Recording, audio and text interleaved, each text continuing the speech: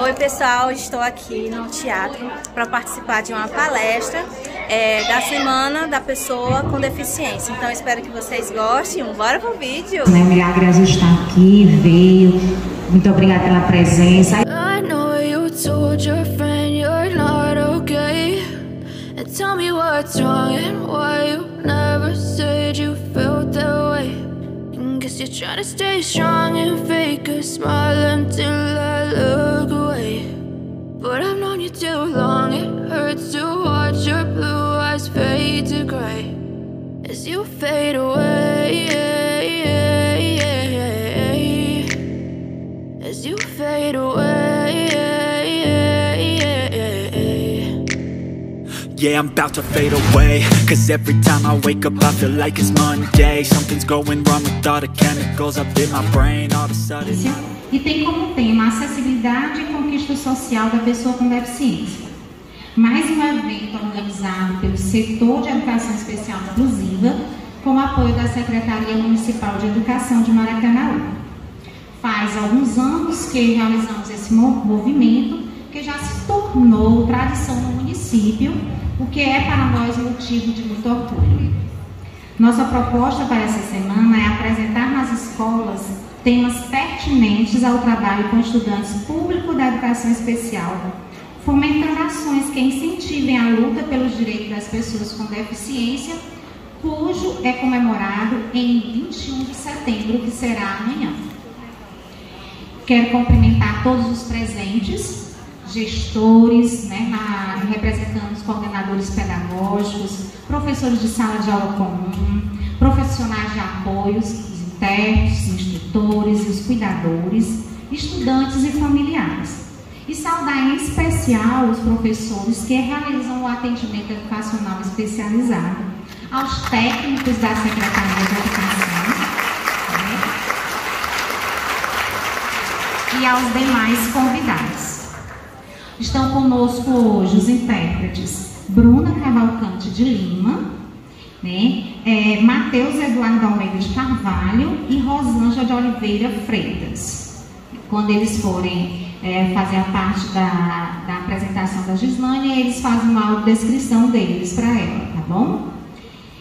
Vamos iniciar a nossa programação com a apresentação artística do estudante da Escola João Magalhães de Oliveira. Para esse momento, a gente convida a professora do EE, Karine Lima de Almeida, que irá apresentar o estudante.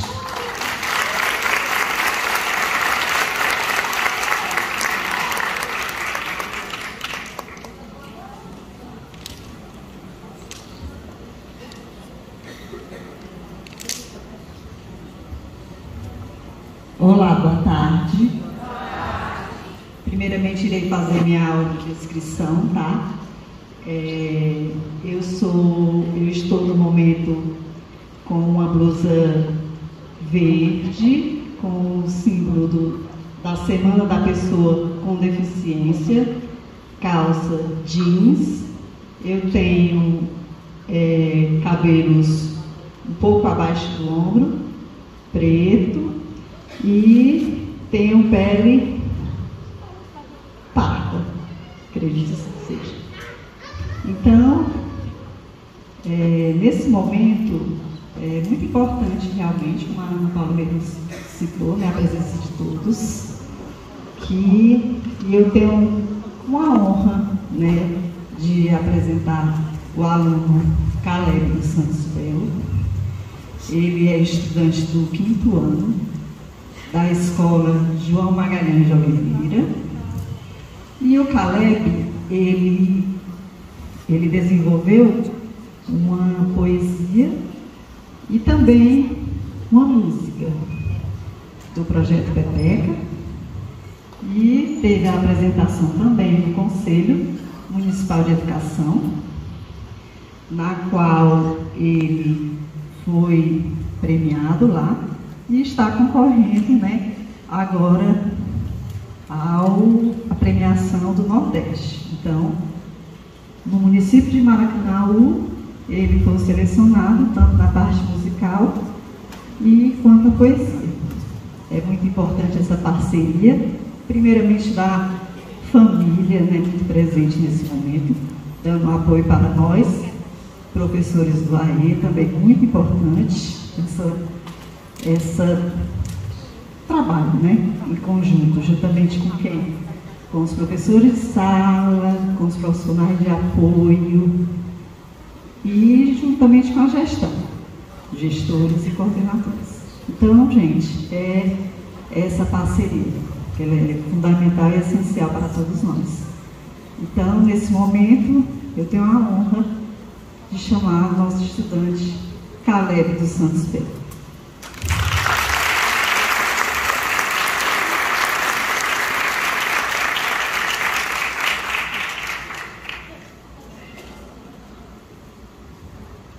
Boa tarde. Como a Ana já disse que eu sou, vou só fazer minha audição mesmo. Eu estou de uniforme branco do município com a camisa branca de uniforme da escola. Estou com o brasão, acho que não sei, que é o brasão da bandeira com a Maracanã no meio. Eu estou de calça azul com o nome da cidade, município, sei lá. Eu não sou muito bom em saber o nome de lugares. E um tênis preto com azul. Mas continuando, eu, como ela já disse, eu fui no espelho árbitro pela Peteca. E antes de qualquer coisa, eu vou agradecer pela oportunidade de estar aqui. É uma honra poder estar aqui.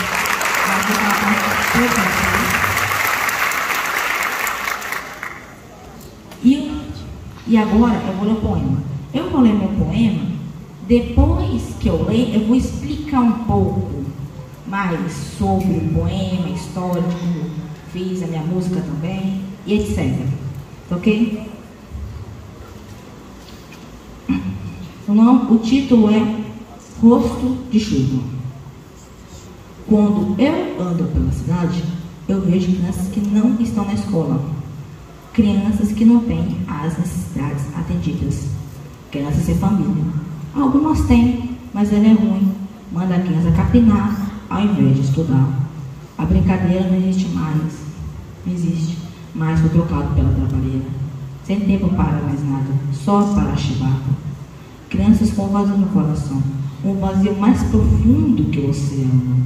Um coração que precisa ser amado ao invés de odiado. Crianças com o rosto de chuva.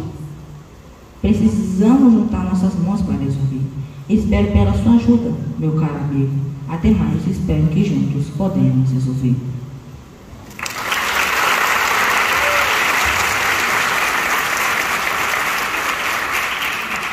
Agora, como eu já li o poema, eu vou explicar.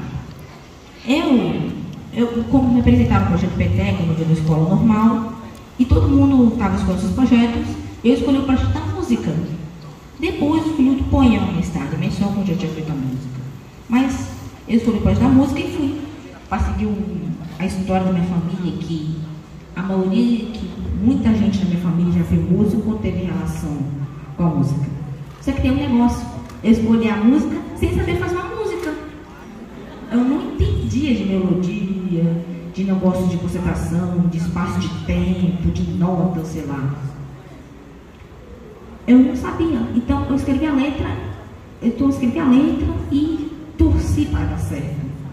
Mas eu tive ajuda. Eu tive a ajuda dos meus professores. Eu dei de agradecimentos especiais para a Karine, para o tio Hélio e para o professor de música, que eu esqueci o nome. Acho que vamos chamar ele de Gil.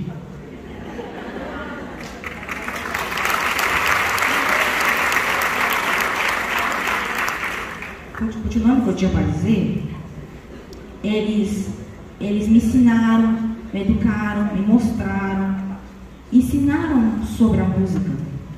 Eles ensinaram para mim como fazer, me apoiaram a fazer. Eles me ajudaram a fazer tudo. Só que eu também tive a ajuda de meus colegas de sala, o Davi e da Sara. Eu queria poder falar deles, mas eles infelizmente não estão aqui. Eu quero agradecer que eles me ajudaram. O Davi, por exemplo, tocou violão, tocou uma melodia da música. E a Sara, além de me ajudar ao campo, ela também participou do Peteca. Ela fez um desenho e um desenho e um conto. Só que, infelizmente, ela não pôde estar aqui, não pôde receber o prêmio Peteca. Mas eu agradeço pela ajuda que eles deram. E eu também queria fazer algo. Karine, vem aqui. Vem aqui. Não se preocupe. É algo que você vai gostar.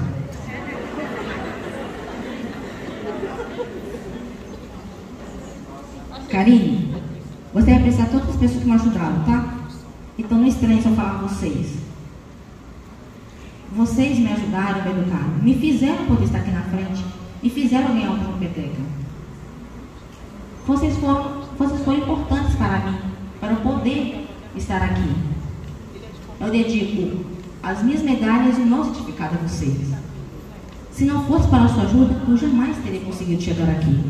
Uma salva de palmas para a profissional.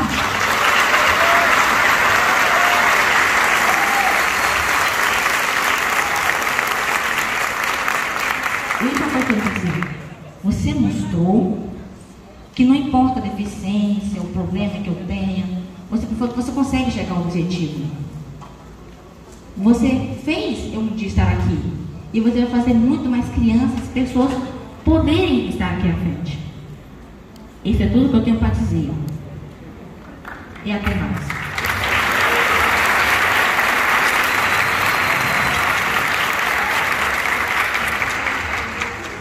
Obrigada. O que dizer, né, de uma apresentação como essa, né, do reconhecimento dele com relação a vocês, professores, que fazem a diferença na vida dos nossos estudantes que estão nas nossas escolas. Dando continuidade, né, vamos agora...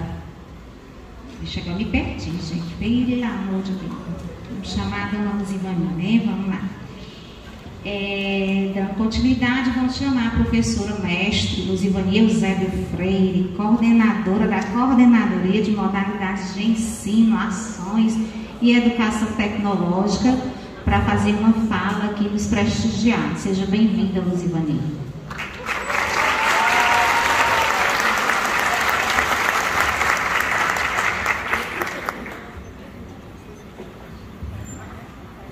Boa tarde.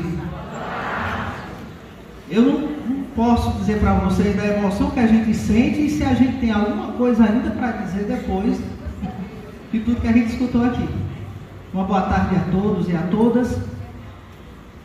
Inicialmente gostaria de fazer minha autodescrição, né, tanto para a Gislaine, né, como para as pessoas desse público que não sei se com baixa visão, mas eu gostaria de inicialmente dizer, Gislaine, que eu tenho 1,70m, tenho 59 anos, tenho 1,70m, né, cabelos assim, de uma cor que certamente, naturalmente, eu não teria jamais, né?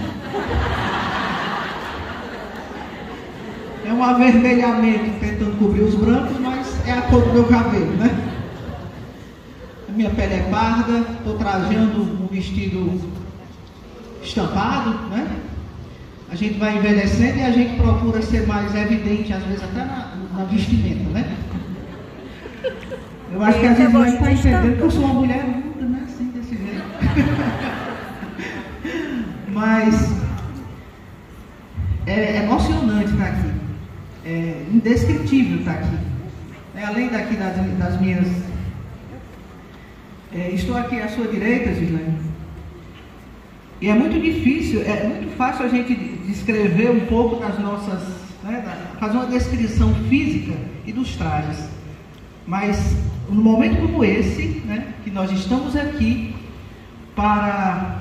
Eu acho que é uma grande comemoração, uma grande oportunidade para refletirmos sobre esses assuntos tão importantes que essa semana, né, faz alusão à pessoa com deficiência. Está com esse auditório repleto, né, eu gostaria de saudar a presença de todos os professores da EE, os professores, né, que estão aqui, professoras, coordenadoras pedagógicas, gestores gerais, pais, crianças, jovens e adolescentes e adultos com deficiência, que estão aqui, né, floreando esse auditório. E eu estou aqui numa posição bem incomodada, porque é tanta coisa para dizer que eu não consigo expressar assim, né? Como eu poderia dizer para vocês que existe aqui em Maracanaú uma preocupação já de 14 anos, desde 2008, com o Plano Nacional, né? Nós temos aqui uma atenção voltada para a questão da educação inclusiva e especial e inclusiva. É uma preocupação muito grande que nós adquirimos aqui toda uma expertise, todo um potencial com todos esses profissionais que estão à frente, seja sala de recursos, seja dentro da sala de aula, onde nós incluímos esse nosso estudante com deficiência. É fácil fazer isso? Não é. E me preocupa muito quando eu vejo algumas universidades na formação de professores que ainda não incluem na formação do professor essa questão tão importante quando a gente fala de inclusão. E muitas vezes a gente se preocupa porque quando é determinante a lei que diz que nós temos que ter, né, essa possibilidade de termos esse estudante dentro de uma sala de aula, me preocupa muito quando nós não temos ainda um profissional preparado e que essa exclusão aconteça dentro dos muros da escola. Se a exclusão acontece fora, é dolorosa, imagine quando ela acontece dentro do próprio ambiente em que nós dizemos que a nossa escola é inclusiva. Então, é importante que a gente perceba que é um movimento, que eu tenho certeza que não é apenas em Maracanaú que as pessoas estão sendo convidadas para uma discussão, para escutar alguém que estuda sobre o assunto, que é a Gislaine aqui, que vai nos apresentar uma palestra tão importante sobre a questão da acessibilidade. Mas eu sei que em outros lugares, no país inteiro, alguns movimentos e alguns momentos como esse, isso está acontecendo, para que as pessoas tenham consciência da necessidade. Porque quando a gente fala de um ambiente inclusivo, nós estamos falando de uma cidade inteira. Nós estamos falando principalmente do ambiente intelectual e cultural das pessoas. Essa aceitação, ela não acontece porque a lei existe. Ela acontece porque a sensibilidade das pessoas, as pessoas são tocadas. E muitas vezes a gente só vê isso acontecendo porque tenho na minha família alguém assim, tenho um filho assim, tenho um irmão assim. Mas todos nós fazemos parte de uma sociedade. E se essa sociedade não se preocupar com isso, que disponibilize uma cidade de fato que tenha acessibilidade, uma escola que as pessoas respeitem e busquem, estudem como eu vou trabalhar. Eu sou professora de ciências, eu sou professora de ciências, como eu vou preparar esse ambiente, porque eu sei que eu tenho ali dentro da minha turma, né, uma criança com autismo, ou TDAH, ou seja lá que nome a gente der, né, a essas possibilidades. Porque eu digo para vocês, a possibilidade que nós estamos tendo atualmente de conhecer um mundo visto com outros olhos, com uma possibilidade, uma organização intelectual com outros olhos, é um privilégio que nós estamos vivendo. Embora o mundo ainda não esteja tão receptivo a isso, mas pode ter certeza que a oportunidade que nós estamos tendo de aprender com todas essas pessoas é muito grande. E sempre penso, em algum momento da nossa vida nós vamos ter uma deficiência. Seja ela temporária ou seja ela permanente. Eu tenho 59 anos e eu já não subo uma escada dessa com tanta facilidade que eu fazia há 10 anos atrás. Certamente, à medida que a gente vai avançando na idade, algumas coisas, né, vão limitando um pouco o nosso corpo. E como eu penso, quando eu caminho, às vezes, né, nas ruas de uma cidade, quando eu vejo as calçadas, como elas são feitas. Meu Deus, como uma pessoa que vai limitando, ou já nasce com aquela limitação, ou adquire durante a vida, como essa pessoa vai caminhar nesse ambiente urbano, onde não existe esse respeito pela pessoa que tem limitações ao se movimentar. Então, estar aqui hoje, né, é um motivo de grande alegria, porque nós sabemos que Maracanaú tem se importado com isso. Desde 2008, né, desde 2008 existe uma preocupação premente dessa inclusão dentro da sala de aula. Antes nós tínhamos um equipamento que reunia todo mundo lá, né, para fazer esse atendimento, mas hoje nós já temos gritos que são escutados. Nós precisamos incluir as nossas crianças, adolescentes, jovens, adultos e idosos dentro desse ambiente escolar que nós estamos dizendo que é um ambiente inclusivo. E quando a gente fala num ambiente inclusivo, a gente não está falando apenas nas questões que nós consideramos deficiências ou não.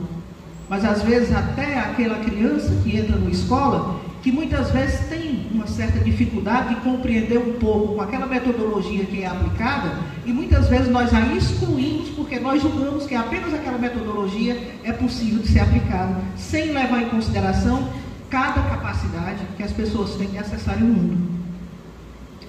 Eu gostaria aqui de parabenizar a equipe potente que nós temos em Maracanaú. Uma equipe formada por pessoas que não estão apenas nessa missão de promover uma formação, de dar uma certa assistência, né, embora muito limitada, a algumas escolas que não possuem as salas, né, de recursos, e que essas pessoas, vocês sabem que nós temos um parque, né, de 81 escolas, entre elas nós temos aqui o Centro de Línguas, nós temos escolas que recebem essa criança, né, esse jovem com deficiência, e são atendidas pelos profissionais e pelos profissionais de AE. Mas nós não temos condição ainda de ter uma sala dessa em todas as escolas. E como é que nós procedemos? Que essas escolas atendam também a sua vizinhança. E quando não é possível isso, essa equipe, né, de técnicas, hoje coordenada pela Ana Paula, faça essas visitas e faça, né, todo esse trabalho de conscientização que elas fazem.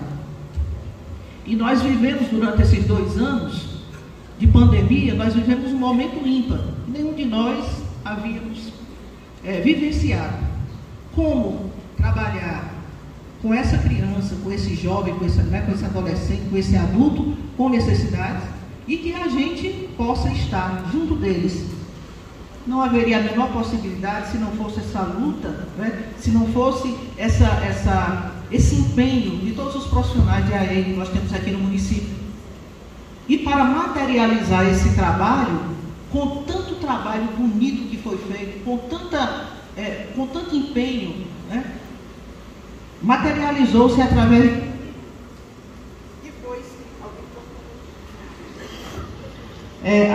desse livro que foi produzido por essa equipe, uma coletânea, não só da equipe, mas também de alguns professores que contribuíram, né, de AE, Educação Inclusiva, Práticas do Atendimento Remoto do município de Maracanaú. Isso é um registro histórico importantíssimo. Alguém daqui a 20, 25 anos, ou sei lá quando, vai entender que durante um período tão difícil para todos como foi, alguém se importou. Alguém se importou com todas essas pessoas, se empenharam e com grandes experiências registraram aqui nesse livro.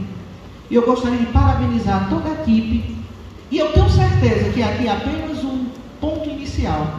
Muitas produções ainda sairão desse município. Por quê? Porque vocês têm competência para isso. Todos nós vivemos uma experiência ímpar.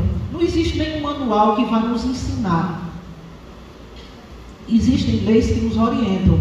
Mas como fazer de fato, dentro da realidade de cada instituição, não existe um manual. Existe um poder criativo desses profissionais que estão lá e sabem desenvolver coisas que não existem em livro nenhum. E aí está a nossa expertise. E eu gostaria de parabenizar todos os profissionais que estão aqui.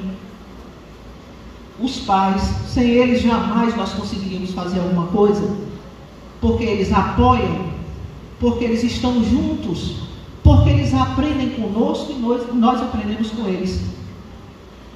E eu gostaria de dizer para vocês que esse é um momento muito importante para mim.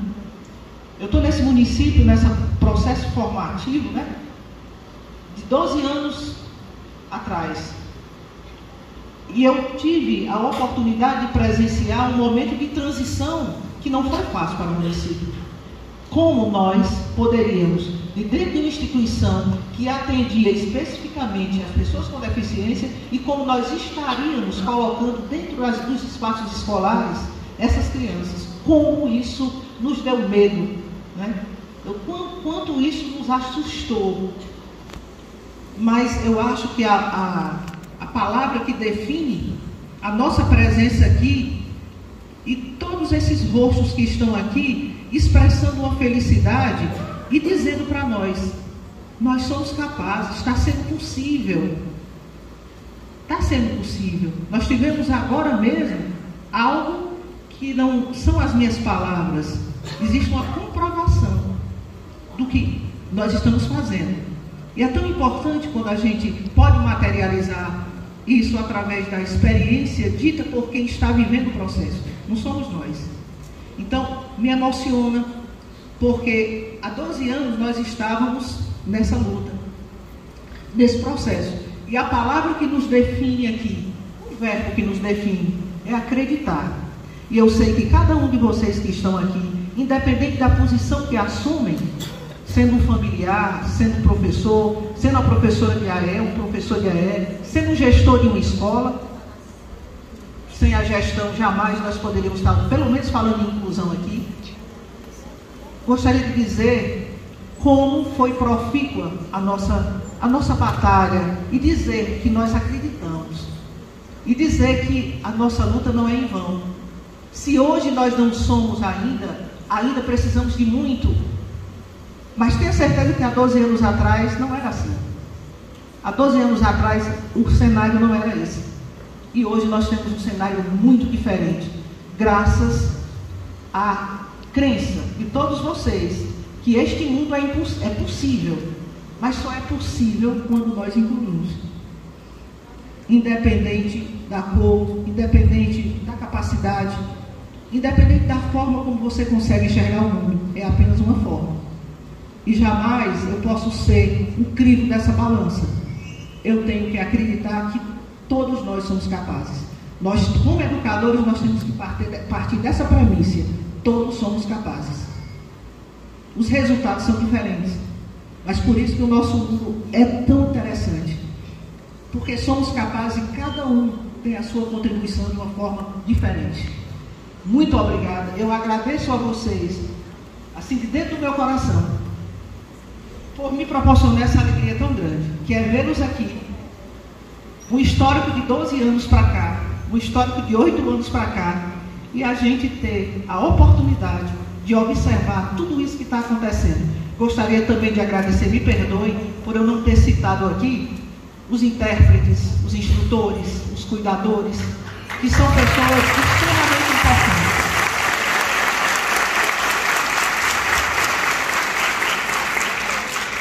Então eu deixo aqui, Gilmar, a minha gratidão a você por ter se disponibilizado, você principalmente, muito especial para nós. Tá certo? Eu gostaria de agradecer a vocês do fundo do meu coração por terem proporcionado essa alegria tão grande, que foi tão difícil falar sobre isso aqui sem marejar. Mas, obrigado.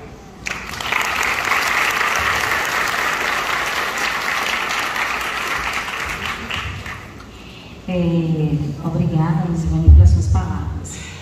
Agora vamos para a nossa palestra com o tema Acessibilidade e Conquista Social da Pessoa com Deficiência, no qual receberemos com muita alegria a professora Gislane Montevale, doutoranda em Psicologia pela Universidade Federal Fluminense, mestre em Avaliação de Políticas Públicas pela Universidade Federal do Ceará, consultora em Políticas Públicas e Acessibilidade Cultural, membro do Grupo de Trabalho de Acessibilidade Cultural do Ceará, coordenadora executiva nacional brasileira de mulheres cegas e com baixa visão.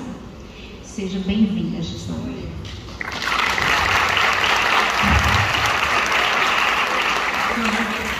Tarde primeiro, né? Antes da gente começar nossa conversa, eu queria pedir uma coisa a vocês que eu acho importante. Queria pedir para a gente ficar de pé e fazer 1 minuto de silêncio, porque nesse domingo nós perdemos um grande educador, um grande lutador da causa das pessoas com deficiência, o professor Romeu Sasaki. Então, eu queria que a gente ficasse de pé, fizesse um minuto de silêncio e depois a gente desse um salvo de palmas para o Sasaki, que está no mundo espiritual, e que ele possa ver que nesse lugar aqui do Maracanaú a gente reconhece a luta e o trabalho que ele tem feito por nós.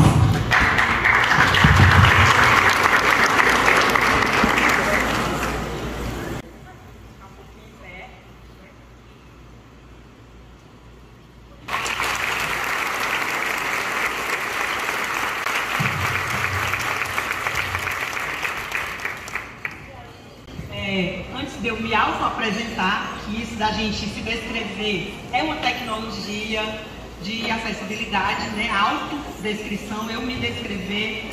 Eu vou começar dizendo uma coisa para vocês. Eu me reconheço muito desse lugar aqui do Maracanaú. Minha família, meus pais casaram aqui, moraram aqui, certo? Durante muitos anos, meu pai e minha mãe moraram aqui, então, de algum modo, eu me reconheço como desse lugar. E minha avó, por parte de pai, minha avó Alexandrina, embora não tenha sido nunca aldeada, né, ela foi uma mulher que nasceu no território Pitaguari. Então, hoje, para a gente começar essa nossa conversa, eu vou cantar um pouco do toré, que é o hino da celebração na língua originária do povo indígena, que é assim... E mandei o mandira matuque matura, e mandei o mandira matuque matura. Essa é minha saudação para esse povo.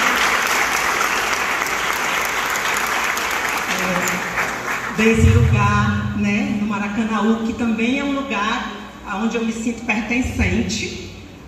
Eu sou uma mulher negra não retinta, né? Sou uma mulher que tem pele marrom, não tenho pele preta, tenho cabelos escuros, que estão trançados, sempre trançados, que estão grandes. Vesti meu vestido novo, que eu sou uma mulher cearense. E a gente não vai para um lugar assim que a gente deseja muito, sem se arrumar, né, não?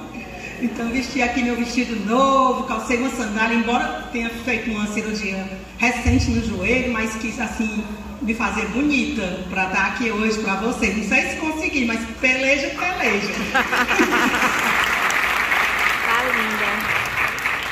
E aí, essa nossa fala, ela é uma conversa, assim, muito importante, que seja uma conversa, que é muito ruim quando a gente fala sozinha, principalmente quando a gente é cega. Eu sou uma mulher cega, né?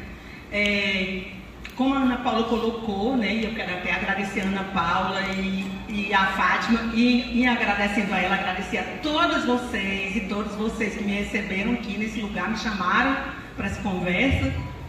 E é isso, né? Eu sou uma mulher, nesse momento, cursando doutorado em psicologia na Universidade Federal Fluminense, estudo subjetividade, né, trabalho com acessibilidade estética e poética na cultura, que é um lugar importante, tenho mestrado em políticas públicas, coordenei a elaboração da política da pessoa com deficiência do Estado do Ceará, que é uma lei que brevemente deverá ir para a Assembleia Legislativa, que fala dessa coisa de como a política pública da pessoa com deficiência tem que acontecer no nosso Estado. Coordenei também a interiorização da política da pessoa com deficiência em alguns municípios. Hoje a gente tem alguns municípios do Ceará que já tem uma discussão pensada para aquele lugar, que é no município que a vida acontece, sobre a pessoa com deficiência.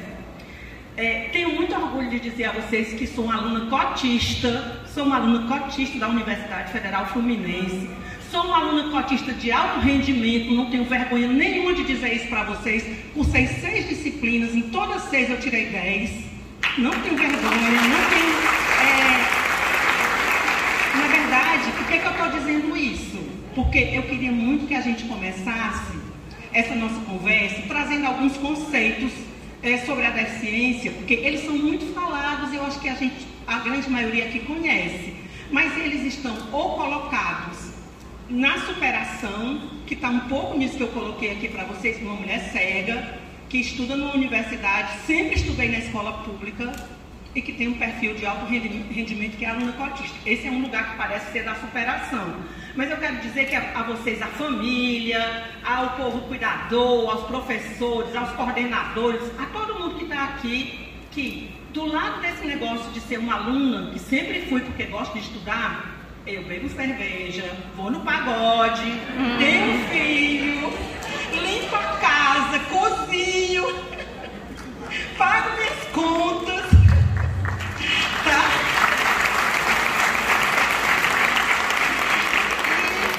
E como não enxergo, já cometi muitas impropriedades, tipo, fui na assembleia, numa fala, e bebi a água do deputado que estava sentado vizinho a mim. Estava aqui com sede, botei aqui a mão, caqueei a mesa, achei um copo e puf, com dentro, né? Quando o deputado procurou, quem bebeu minha água? Eu fui eu. Por aí. Só para a gente entender, assim, que esse lugar é um lugar construído. E por que eu acho que a Ana Paula me convidou para fazer essa fala e fazer um pouco essa fala dos conceitos? Porque eu venho da história de ser uma pessoa com deficiência, né? No primeiro ano que eu fui para a escola, né, não tinha AE nem nada, eu sempre enxerguei pouco, nunca enxerguei de noite, porque tem uma doença nos olhos chamada retinose pigmentar, que vai reduzindo a visão, né? Então nunca enxerguei de noite. E aí a professora me reprovou no primeiro ano, por quê? Eu já sabia ler, eu sabia escrever, mas eu não sabia escrever rápido do quadro, que era uma competência que a escola cobrava dos alunos. Minha mãe falou para a professora, minha filha tem uma... Ela nem se chamava deficiência, chamava era problema, que depois eu vou explicar a diferença entre deficiência e problema. A minha mãe disse, minha filha tem um problema de visão, ela enxerga pouco, por isso que ela não copia rápido, mas ela sabe ler, ela sabe escrever, ela é estudiosa. A professora não aceitou essa explicação. E a minha mãe, que era uma mulher teimosa igual a mim, foi noutra escola, me botou para fazer um teste para o segundo ano, e aí eu fui para o segundo ano do fundamental, sendo reprovada no primeiro, porque não escrevia do quadro. Mas talvez se minha mãe não tivesse feito isso, talvez eu não estivesse aqui contando essa história para vocês. Então, assim, minha mãe foi corajosa e acreditou que eu podia conseguir outro lugar, né? Então, essa é uma coisa. Mas, para além de ser conversadeira e contar essas histórias, eu quero dizer que eu tenho um sinal também, dado por um amigo surdo, né, que é o Celso Farias, e meu sinal é meu dedo indicador no olho, para indicar que eu sou uma mulher cega, e descendo até a boca, porque eu sou uma mulher faladeira. Então, ele vem daqui, indicador, e desce até a minha boca, certo? Esse é o meu sinal, dado por uma pessoa surda, meu amigo. E, primeira coisa que eu queria colocar, assim, eu gosto que os conceitos, eles tenham uma vida prática. E aí, se vocês quiserem perguntar, é só dizer, Gislane, quero perguntar, e a gente fala. Que eu acho que é desse lugar a conversa. A gente vem, eu sou uma mulher católica cristã, então durante muito tempo eu leio a Bíblia, eu assisto à missa, esses negócios. E tem muito a figura das pessoas com deficiência ainda hoje colocadas na Bíblia, embora algumas coisas tenham sido atualizadas, a nossa presença de pessoa com deficiência não foi. E assim, uma figura na Bíblia que me marca bastante é o cego Bartimeu, que está lá, não pode morar com a família dele, porque não pode ser sustentado pela família, está lá pedindo esmolas, né? Está lá pedindo ao Cristo que dê um jeito na vida dele.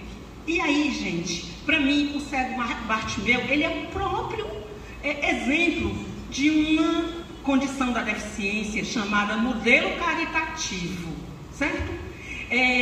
Um colega, recentemente, ele faz graduação na universidade, e a universidade foi fazer um pedágio para conseguir algum recurso para uma atividade lá dos estudantes. Ele é um rapaz jovem, e quando ele estava no pedágio, lá com a faixinha, e ele é um rapaz cego, a pessoa abriu a porta do carro e deu uma esmola para ele.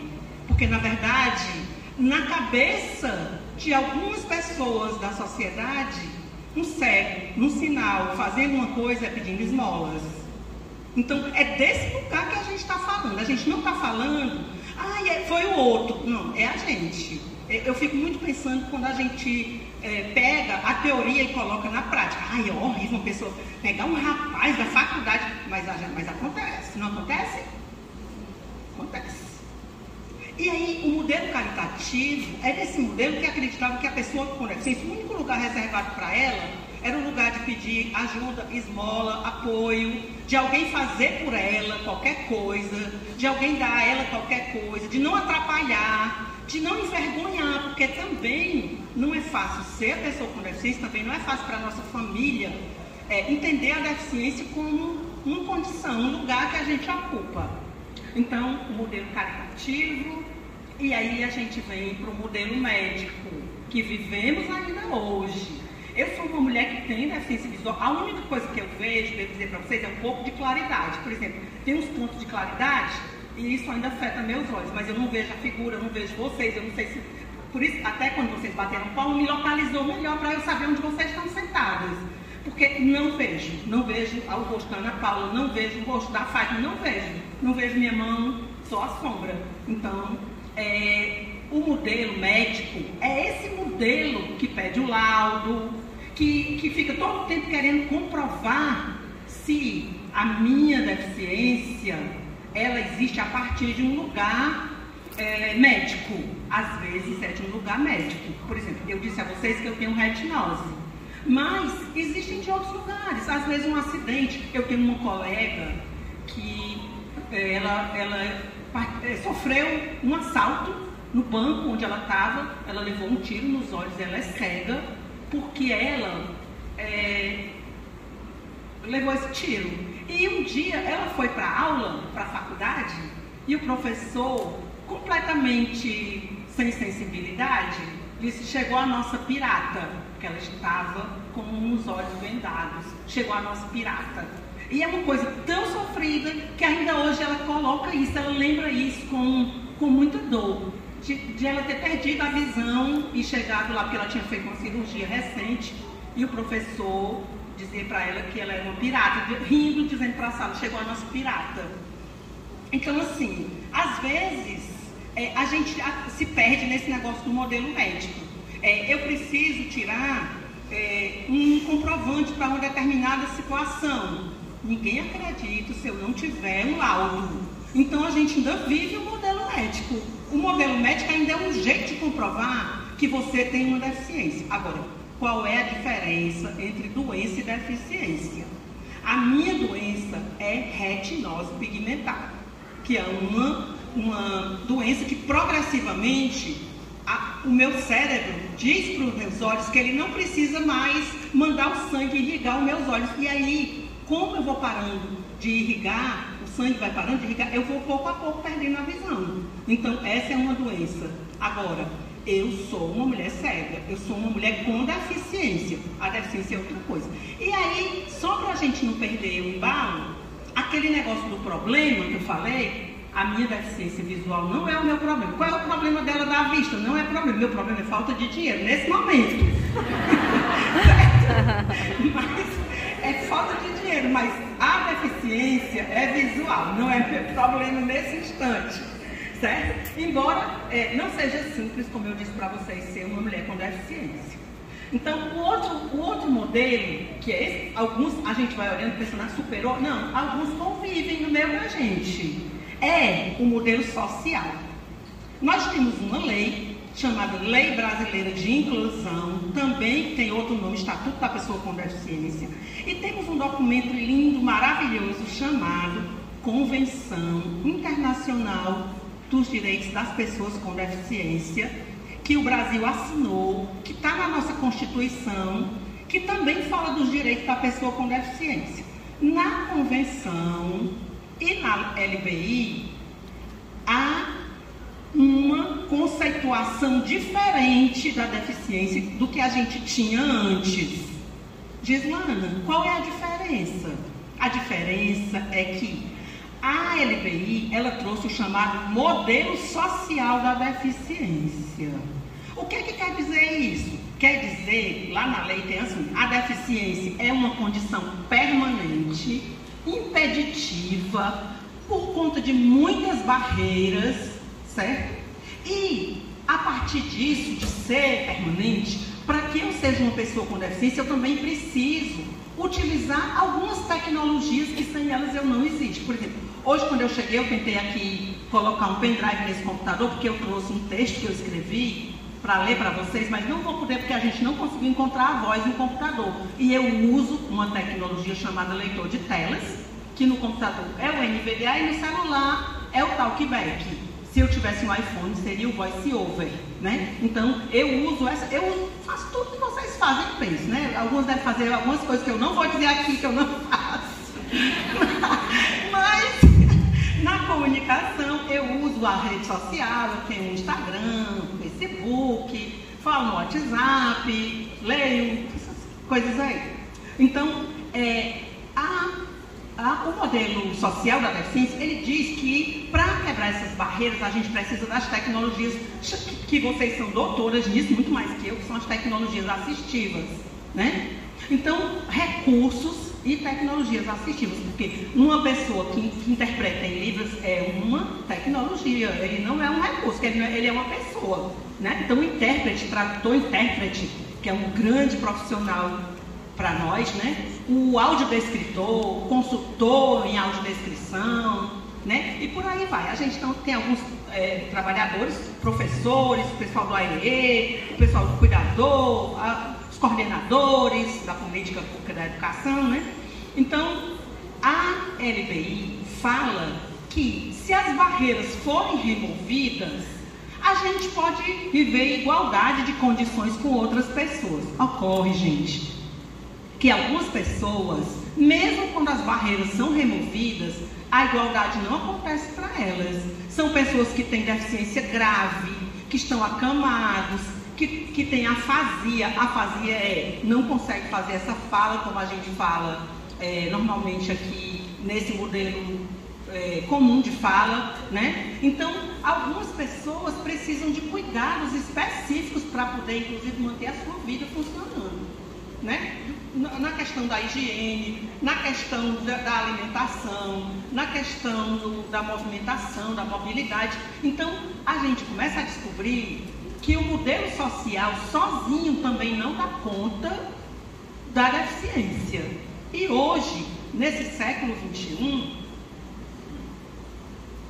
a gente tem um outro modelo chamado modelo CRIP, que avança para um outro lugar, e o modelo CRIP, ou teoria CRIP, né, que é muito representada por um teórico americano, Robert McGurk, né, é um teórico que falou sobre isso. Ele fala que a teoria CRIP é isso que nós estamos fazendo aqui. Eu sou uma mulher com deficiência. Tá bom, obrigada. Eu sou uma mulher com deficiência fazendo uma fala sobre a deficiência. O Robert diz que isso, que CRIP quer dizer aleijar. Embora pareça uma palavra forte, ele quer dizer que o fato do meu corpo com uma condição sensorial diferente da maioria das pessoas que são normativas. Eu enxergo de outros modos, eu leio de outro modo, né? Eu me entendo na vida de outro modo, por conta da deficiência. Então ele diz que isso é um avanço. Antes alguém falava por nós, hoje a gente toma a nossa voz, pessoas com deficiência, a gente vai aos lugares. Eu sou, por exemplo, a Ana Paula Leão, eu faço consultoria em acessibilidade cultural.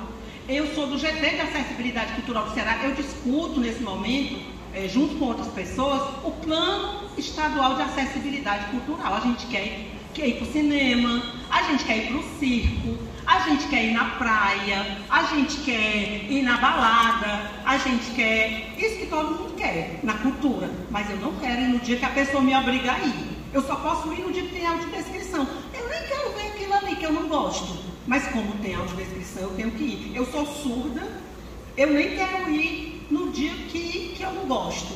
Mas só tem intérprete naquele dia, eu sou obrigada a ir.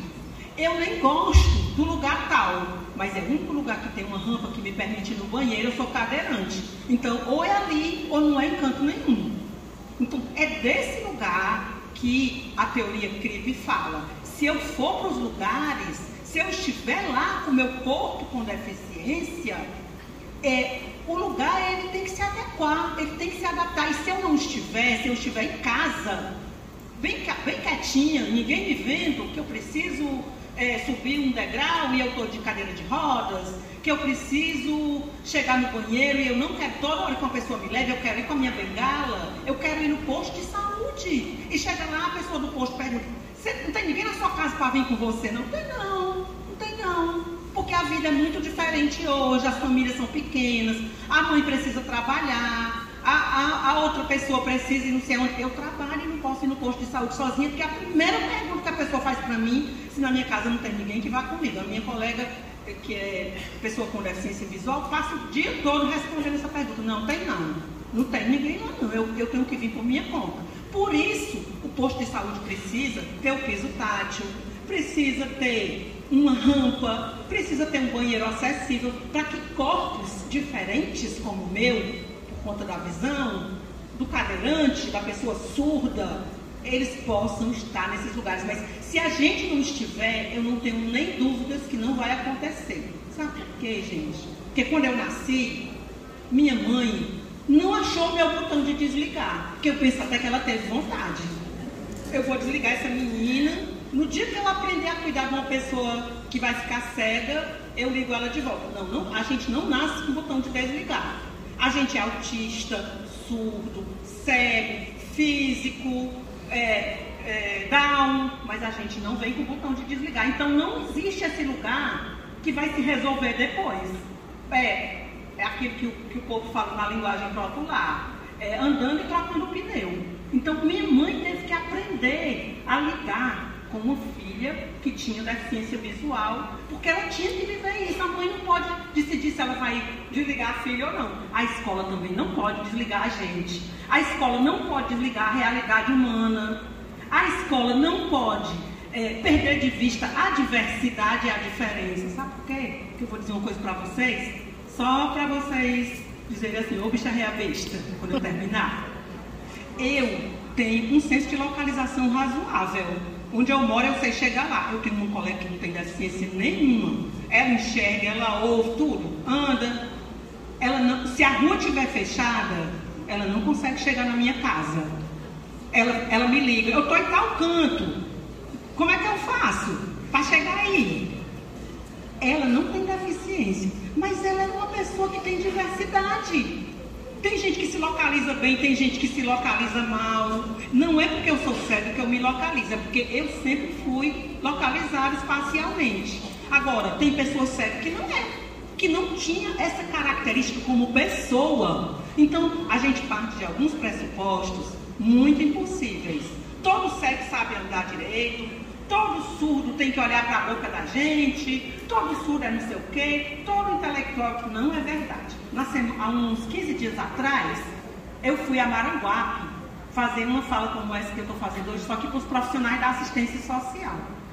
E aí estou eu lá bem contente que eles tinham botado 3 pessoas para fazer uma fala, pessoas com deficiência.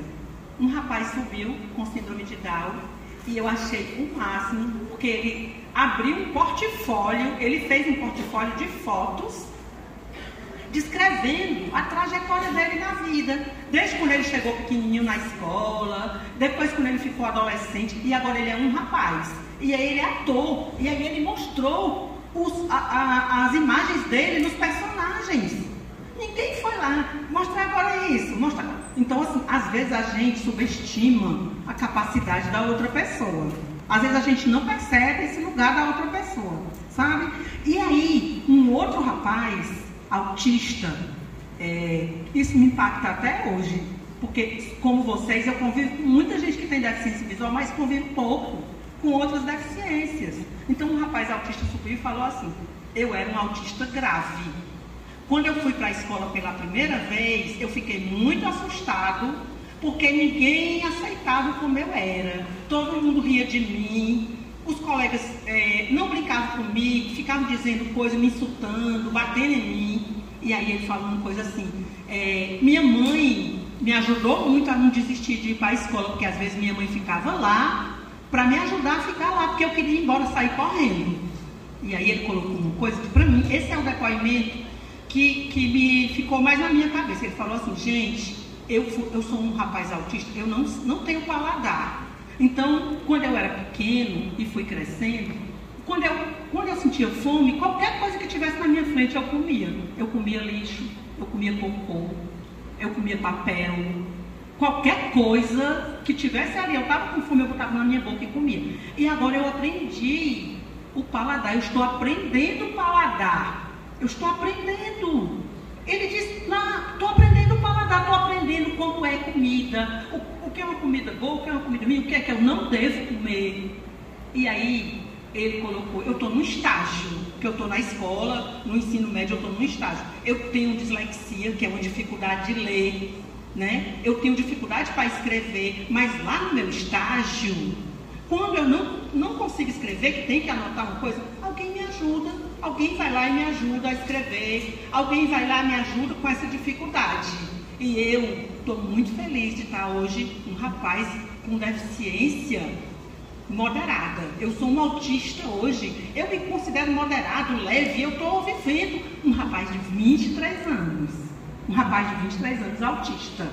Então, esse é o lugar da escola. A escola não é um lugar de ser bonzinho, de ser assistencialista. Não, eu sou uma profissional da escola. Eu sou concursada da Prefeitura de Fortaleza, sou especialista em política educacional. Trabalhei na secretaria até algum tempo atrás, agora estou de licença para o doutorado, mas vim da coordenadoria da pessoa com deficiência, lidando com a política de assistência social. Mas eu sou uma mulher com deficiência. Os meus limites, eles estão aqui o tempo todo. Se eu tiver que descer essa escada aí sozinha, eu não vou conseguir. Eu não vou conseguir. Vocês acham que é fácil eu dizer isso, toda falantezona, toda bonitona aqui, como eu me descrevi, doutora não sei de quê? Mas quando eu chego bem ali, eu sou uma mulher cega. Se eu for descer ali sozinha, é capaz que eu não consiga nesse momento, até porque estou com o joelho avariado. Estou sem bengala. Então, é desse lugar que eu estou dizendo para vocês. E aí, esse lugar que eu comecei hoje apresentando, cantando aqui o toré, ele tem um nome, a interseccionalidade. O que é interseccionalidade? Uma palavra difícil, zona, né? Entre, seccionalidade vem de seções. O que é que intersecciona? Se eu fosse uma professora da matemática, eu falaria para vocês dos conjuntos. Eu estou no conjunto das pessoas com deficiência. Mas eu não sou só uma mulher com deficiência. Eu sou uma professora com deficiência, eu sou uma moradora da minha casa com deficiência, eu sou um estudante com deficiência, eu sou uma mulher negra com deficiência, eu sou uma mulher nordestina com deficiência, eu sou uma mulher cearense, que tenho muito orgulho disso, com deficiência, eu sou uma mulher, e ser mulher é uma interseccionalidade também. Eu sou uma mulher de uma determinada classe, de uma determinada idade. E aí, por que eu estou usando essa fala sobre a interseccionalidade? Para a gente compreender, porque também, nesse século XXI, uma coisa que a gente precisa entender é, quando eu digo assim, pessoa com deficiência, eu não estou dizendo nada de coisa nenhuma.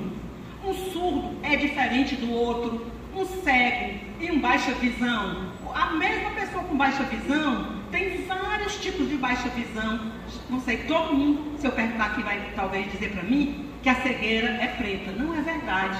Tem gente que tem glaucoma, que tem cegueira branca.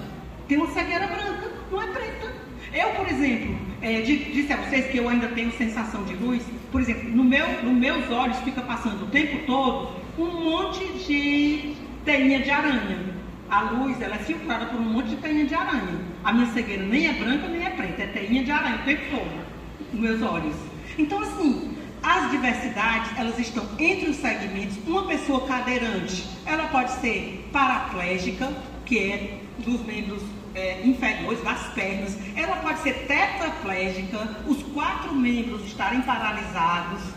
Ela pode ser uma pessoa com uma outra deficiência associada. Por exemplo, se a pessoa tem autismo e cegueira, ela é uma pessoa com deficiência múltipla. Isso é a intersecção. No próprio segmento, a deficiência. Então, eu penso muito que nesse século que a gente está vivendo, a gente precisa perder esse lugar de ser pessoa. Eu não quero ser pessoa. A política da mulher com deficiência, direitos sexuais e reprodutivos que serve para mim, pode não servir para uma menina. Na escola, a política da escola pode ser outra. A política que serve para o homem, se for aprovada, não serve para as mulheres. A política para o homem idoso com deficiência pode não servir para o jovem, para a criança, homem com deficiência. Então a gente precisa começar a pensar isso. E ainda, também, não me chame de PCD, que eu viro uma fera. Não sou PCD. PCD para mim é uma coisa tão restritiva, sabe? Porque quando você fala pessoas LGBT, você está usando uma sigla, né? Que é a primeira letra do nome. Mas se eu sou cega, o que é que P tem a ver com cego? Nada. Então, o correto, o ideal nesse tempo que a gente está vivendo é chamar a pessoa pelo nome da sua deficiência. E até perguntar a ela se ela se incomoda, como é que ela quer ser chamada, mas eu posso me chamar de mulher cega sem problema nenhum. E aí é importante que a escola compreenda que existe a interseção. Eu sou uma criança negra, se eu sou uma criança negra, a população negra tem uma doença específica, eu sei que eu sou uma estudiosa desse lugar, chamada anemia falciforme. A anemia falciforme, ela traz, por exemplo, muitas questões relacionadas à pressão alta. Quem é pessoa negra tem muita facilidade de ter hipertensão arterial. E ela causa um grande processo de inquietação e ansiedade na criança que tem. E aí, se a criança é negra e tem uma deficiência, ela pode ter anemia falciforme. E essa doença, que é a anemia falciforme, pode interferir no resultado dela na escola. Então a gente não pode olhar para uma pessoa só pela deficiência, só pela negritude, só porque é uma pessoa originária indígena, só porque é mulher, só porque existem fatores que interferem. E aí eu quero dizer para vocês que eu reconheço que nosso trabalho da família, da escola, de todo mundo que está nesse lugar não é fácil não. Mas é fácil de onde? Porque eu vivo na minha casa e lá eu vejo uma série de coisas que eu tenho que enfrentar. Sabe? Nem muitas vezes só pela deficiência, mas pelo cotidiano. Outro dia eu estava operada, meu filho esqueceu de pagar a conta do gás e o homem chegou lá embaixo para cortar meu gás. Pode acreditar. A conta, R$10. E aí o zelador fez uma confusão danada com o homem lá na companhia de gás, que eu estava operada, que não era possível. E aí eu fui lá, meu filho, cadê? Esqueci de pagar. Ele pagou uma conta depois e não pagou a conta antes. O cara foi lá cortar meu gás. Então, não é que eu sou cego porque ele não pagou o gás, é porque meu filho é distraído. Não fez 10 contos, a conta, o gás. Pensa numa confusão para ligar esse gás de volta, não é não? Então, assim, a vida não é simples, não é fácil. Então, a gente viu aí os conceitos sobre os modelos da deficiência, vimos o conceito de interseccionalidade, que é um lugar importante. Aí vamos para um outro conceito, que é o capacitismo, né? Eu vejo muito ainda a educação, as escolas, os municípios, o próprio Estado, dizendo, vou capacitar uma pessoa. Gente, vamos pensar os conceitos a partir do que eles significam. Quando eu digo que eu vou capacitar, eu estou dizendo que aquela pessoa é incapaz. Se eu vou capacitar um professor, o professor é incapaz. Se eu vou concluir que uma pessoa não pode fazer determinada coisa porque ela é uma pessoa com deficiência, eu estou dizendo que ela é incapaz. Então, a incapacidade, ela passa por muitos lugares. Ela passa pelo lugar de ser gordo, pelo lugar de ser baixo, ou de ser alto demais, ou de ser feio, ou de ser velho, ou de ser jovem demais, ou de ser, sei lá, professora num Brasil que não valoriza o nosso trabalho, sabe? Então, assim, é importante que a gente reflita a incapacidade do capacitismo, não olhando somente para a pessoa com deficiência, mas olhando socialmente o que significa ser incapaz. O que é ser incapaz? Quando você diz para uma pessoa, você é incapaz, fulano, você é incapaz de pensar, você é incapaz de viver, você é incapaz de ser mãe, você é incapaz de pagar suas contas, você é incapaz de ser jovem. Então é impactante ser incapaz, sabe? E aí, essa capacidade, ela é muito aplicada a pessoas com deficiência, principalmente pelo corpo, né? E aí eu quero dizer para vocês que o capacitismo é esse conceito que se aplica normalmente a pessoas com deficiência, mas que pode ser aplicada a cada um de nós. Em determinado lugar, é como se a gente recebesse uma tarja aqui na testa, incapaz. Incapaz disso, incapaz daquilo, incapaz de outra coisa, sabe? E aí a escola é um lugar importante para pensar como é ser capaz, como é ser possível, do jeito de cada um e do jeito de cada uma. Então, o capacitismo ainda vou dizer para vocês, não é só a pessoa sem deficiência que pensa capacitismo contra quem tem a deficiência, não. No ano passado, o Encontro de Mulheres Cegas, eu sou da coordenação executiva desse movimento, ele foi virtual, sediado aqui em Fortaleza, e eu coordenei o encontro. E convidamos uma mulher surdo-cega para fazer a fala. E era uma mulher jovem, e aí ela conversou comigo e ela me falou, eu vou fazer a fala, mas eu vou levar como apoiador, intérprete, meu filho de 14 anos, ele vai comigo. Na mesma hora eu fiquei pensando, poxa, uma mulher surdo-cega com um filho de 14 anos? Não é não capacitismo não? Por que ela não pode? O que é que tem ter um filho com um ser surdo-cega? Naturalmente não tem, porque filho se faz de outro lugar que não é de ser surdo-cega, não é isso? Né? Mas também, aí eu fiquei pensando, poxa, eu estou sendo capacitista, sabe? Porque eu estou colocando na minha colega uma barreira que as pessoas devem pensar em mim. Como é que eu casei 2 vezes, vou logo contando, gostei muito. Se tiver 3 ainda casar terceiro, mas eu gosto. Então, eu fiquei pensando, como é que a gente, assim, é tão impregnado que a gente fica olhando para os outros, olha para o rabo dos outros, não olha para nós, né? Então, é nesse lugar que a gente precisa pensar essa questão da deficiência. E aí eu fico pensando muito na família, sabe? Eu faço parte de um grupo que trabalha com arte. E eu sou escritora, eu escrevo poemas, eu escrevo textos. E recentemente eu escrevi uma carta para as minhas ancestrais. E nessa carta eu falava de uma coisa que minha mãe fazia. Eu nunca enxerguei de noite, que eu disse isso para vocês. Quando eu era criança, todo mundo brincava no escuro, de roda, de correr. Eu não podia ir porque eu me machucava demais. Até hoje eu machuco meu pé e minha cabeça com a maior facilidade. E aí eu ficava sentadinha no batente da minha casa e eu me lembro que minha mãe dizia assim, pessoal, tem uma brincadeira ótima aqui para ensinar para vocês.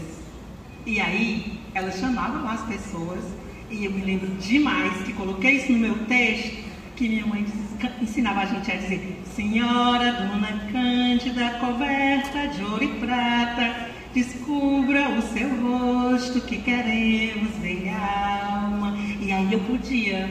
E aí a minha mãe não dizia assim, gente, sai daí dessa brincadeira que ela não pode ir. Ela não pode brincar porque ela não enxerga no escuro. Ela trazia as outras crianças para brincar no lugar onde eu pudesse. Então ela me incluía sem necessariamente dizer que eu não podia, sabe? E assim, eu tenho muitos irmãos e irmãs, minha família é muito grande. E quando a gente era pequeno, eu sou filha pequena de uma família de gente grande. Eu era doida para jogar futebol no meio dos grandes, eles não queriam. Aí minha mãe botava eu e minha irmã mais nova no gol, jogando com os grandes e os vizinhos. Gente, vocês não acreditam não. Meu bucho vivia vermelho de bolada. Eu saía chorando, eu sempre fui mole. Eu queria ir, mas eu não queria levar bolada. Mas eu só tinha esse canto. Aí eu saía chorando, morrendo, me acabando. Sentava no batente, morrendo de chorar. Minha mãe dizia, por que tá chorando? Porque, aí ela dizia, bolada, volta lá, não queria jogar, volta lá pro gol. Pode voltar. Você não queria fazer parte? Se quer fazer parte, tem que enfrentar. E aí eu voltava pro gol. Morrendo, me acabando de chorar, me escondendo, o menino brincava, que eu me escondi. Quando a bola vinha, eu corria pro outro lado. Claro, né? Claro, eu tinha que me proteger também. Eu era bobo, mas não era burra. Não queria ficar toda... Mas isso foi me ensinando a estar no meio das outras pessoas, a estar num lugar onde as pessoas achavam que eu não devia estar. Então, sempre minha mãe me ensinou essas lições. Mas a família, ela tem esse lugar que não é fácil. Porque às vezes eu conheci muitas famílias que escondiam as crianças com deficiência. Eu morei num bairro e a mamãe teve uma criança que tinha deficiência intelectual, síndrome de Down. A gente só soube dessa menina no dia que ela nasceu. E aí no dia que ela morreu. Porque nós nunca vimos essa menina na porta da rua. Nunca essa menina foi para lugar nenhum. E ela estava lá. Mas era um tempo.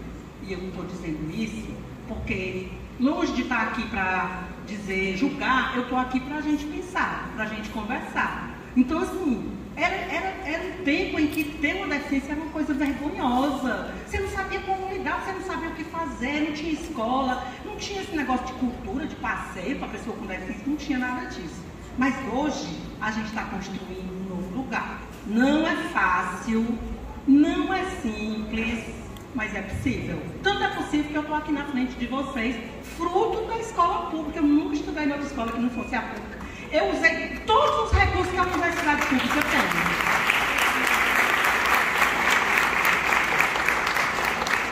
Todos, com um zóio meio trambelhado, né? Eu fui bolsista, eu fui extensionista, eu fui monitora, eu fui bolsista, morei sozinha numa residência universitária no Rio Grande do Norte, aos trancos e barrancos, porque era difícil o caminho. Eu ia para um lugar para voltar, a maior dificuldade, com medo de me perder de noite, que eu não conseguia enxergar.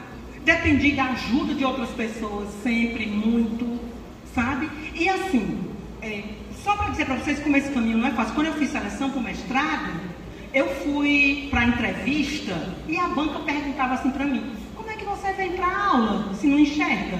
Como é que você vai estudar os textos? Como é que você vai fazer trabalho? Aí eu comecei, eu sou uma mulher cearense, né? Comecei a ficar furibunda, né? Aí eu falei, essa pergunta aí vocês fazem para todo mundo que vem para essa seleção, a entrevista é isso aí? Como é que os alunos vêm para a aula? Como é que vai estar? Ficar tudo calado.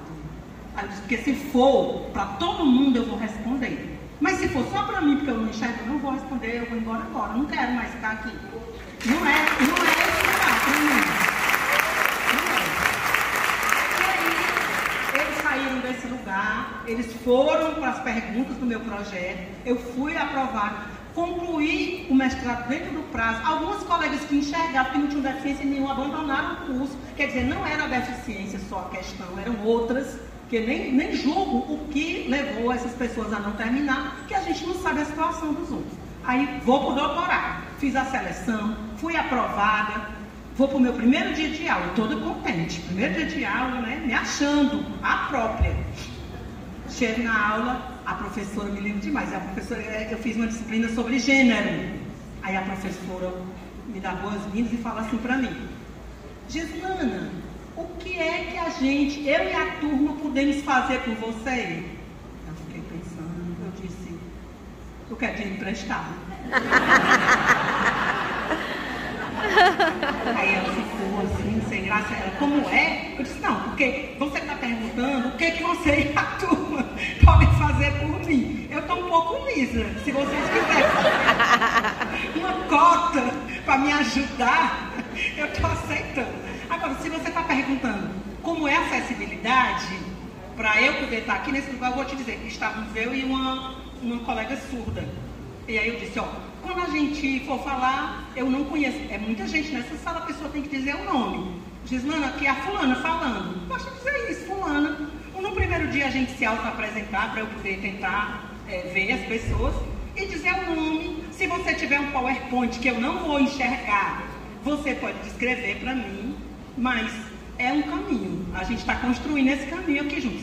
Gente, foi ótimo, foi uma das melhores disciplinas que eu fiz. A professora é maravilhosa, depois ela deu uma formação para o movimento que eu faço parte. Então não é que ela não sabia naquele primeiro dia que ela é ruim, porque também tem esse lugar, sabe? Às vezes a gente não sabe, mas a gente precisa aprender, a gente precisa chegar e perguntar, certo? Então já vivi muitas coisas desse lugar, sou uma professora, na semana que vem começa a dar uma formação. É a primeira vez que eu vou entrar em sala de aula completamente cega, porque tenho dado muita aula virtual, mas aula virtual, vocês estão vendo que eu estou aqui sem os meus apetrechos, eu uso meu computador para seguir um programa, eu trouxe um texto que eu ia ler para vocês, não posso ler porque o computador não funcionou aqui, com voz, eu leio, faço leitura sombreada, que é uma tecnologia da deficiência. Não vou poder fazer, gostaria muito, vou contar essa historinha para terminar minha conversa, né? Mas tenho um livro publicado, participo de trabalhos escritos, adoro cantar, vocês já viram, né? Não dá nem para dizer que não é.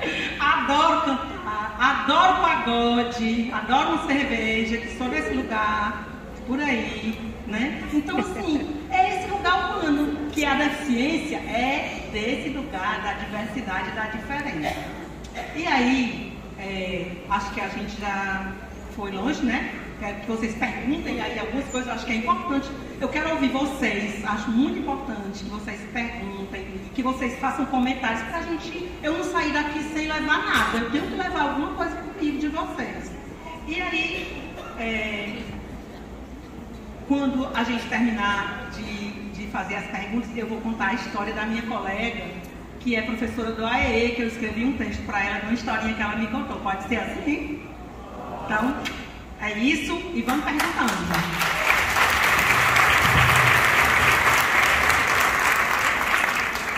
Bom, como a professora colocou, né, com suas palavras, eu não vou me despedir, porque como ela disse, ela quer ouvir vocês. Quem gostaria de fazer a primeira pergunta?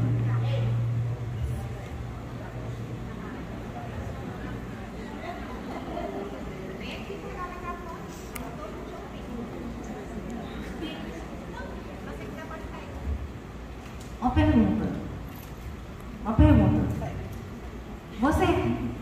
Como é que você escreveu esse texto?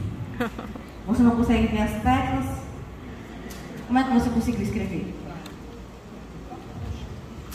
Eu uso uma tecnologia, né? Eu uso leitor de telas para o computador. Existem leitores de telas que são pagos. Eu não uso leitor pago, eu uso um leitor gratuito chamado NVDA, né? É um leitor de telas gratuito muito bom. E aí eu uso o leitor de telas, eu abro meu computador, eu memorizei as teclas e o leitor de telas ele fala para mim, quando eu digito uma tecla, ele fala qual é a tecla que eu estou digitando. Até hoje, meus trabalhos, sou eu que digito, eu tenho um apoiador, eu nem contei isso para vocês, mas eu tenho um apoiador, a universidade tem um aluno apoiador que me apoia, mas até hoje, meus trabalhos sou eu que digito, ele só corrige tipo o formato, a estrutura, mas é desse jeito, usando tecnologia assistiva, leitor de telas.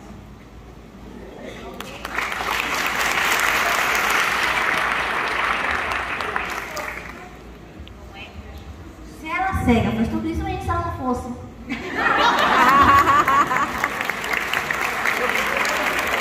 penso a mesma coisa. Gente, vocês precisam me ver dançando pagode, eu adoro pagode. Gente, eu tô impressionada, eu tô perdendo pra ele, viu? Eu queria fazer primeiro, mas o pastor me deu uma rasteira, né? Bom, professora Poliana, eu falei com você na entrada, sou amiga da professora Fátima Vidal, né? E aí, só uma colocação, eu trabalho com algumas crianças, quer dizer, trabalhei, né? Morro de saudades, crianças com deficiência visual, cegas, e aí, uma colocação, por isso que eu tô colocando, as pessoas, elas têm uma certa, estou procurando uma palavra que dê legal, medo de trabalhar com o cego, e no final das contas é a melhor deficiência para a gente trabalhar, porque só, claro que o surdo também, mas como eu sou apaixonado por cegos, né, porque é só uma limitação, a gente esquece que lá no começo a gente aprende que nós temos 5 sentidos, apesar de dizerem que a gente tem 6, né, e aí a gente não usa muito bem empatia. Há mais de 10 anos atrás, eu fiz o curso lá na SAC, no L-Voice. Eu e algumas outras amigas, não sei se a Alicia está aqui, a Alcimeire, nós vivenciamos, passamos tudo isso que você está. E quando ele perguntou, a minha aluna, eu ensinei ela a utilizar o notebook, porque tem uma teclazinha, acho que é a 5, se eu não me engano, que ela tem um relevo, aí a gente vai trabalhando igual, porque na época, assim, apesar de que eu sou muito precoce, né, quase foi ontem, eu tinha horror da datilografia, acho que foi por isso que eu fui para esse lado. E aí quando quem fez o curso de datilografia, né, a gente ficava muito aquele A, B, C, para saber. E aí é assim que a gente trabalha com o cego, respondendo aqui a pergunta dele. Você vai conhecendo o teclado, e daí de repente, e as minhas meninas que eu trabalhei no passado, que hoje estão no ensino médio, eu chamava até minhas pupilas, inclusive eu aprendi com um professor lá em São Paulo, foto, e elas mesmas tiravam foto, gente. Coisa mais linda as fotos que ela tirava. Então, as pessoas, nós temos assim aquela questão de muito medo, piedade, mas o cego, porque nosso mundo é muito visível, né? Mas nós não sabemos como a pessoa cega enxerga muito mais do que a gente. Como a pessoa cega é muito mais sensível. Quando vocês pegarem um teclado de computador, passe a mão, o F ele tem um risquinho e o J tem um risquinho. Então eles ajudam a gente a localizar as letras antes e depois. E o 5, por exemplo, eu passo meu cartão, agora eu tenho usado a tecnologia por aproximação, que facilita a minha vida. Mas eu digito no teclado físico do leitor de cartões, o 5 é marcado. Então você vai, é o teclado como do telefone antigo, né? Então você vai pelo 5, você sabe qual o número que está em cima e ao lado. Então é uma referência para pessoas cegas. É isso, muito bom. Mais alguma pergunta? Ninguém tem curiosidade? Eu tenho, falando aqui mesmo, no microfone, pode ser? Claro. Amiga, gostei muito da sua fala, sabe? Sou professor de educação especial há algum tempo e hoje eu tenho também o prazer de conviver com um amigo que é cego e é fantástico, você também é. Aí eu quero saber de você quais são os projetos, seus planos de vida. Porque o que você já fez e vem fazendo já é fantástico. Mas eu quero saber mais o que você pretende e como pretende ainda. Tá? Massa. Gente, em novembro eu vou para o Rio de Janeiro, né? Vou morar no Rio de Janeiro porque minha aula está voltando presencial. Devo passar pelo menos uns 6 meses a 1 ano no Rio de Janeiro, né? Vou morar em Niterói. Vou me casar de novo. Tem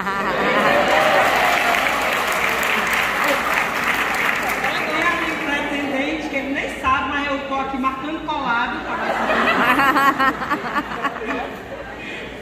Tenho um filho, né? Meu filho tem 29 anos e tenho esse filho que eu amo demais, né? Que tenho que tomar conta dele também, que ser mãe também faz parte das minhas...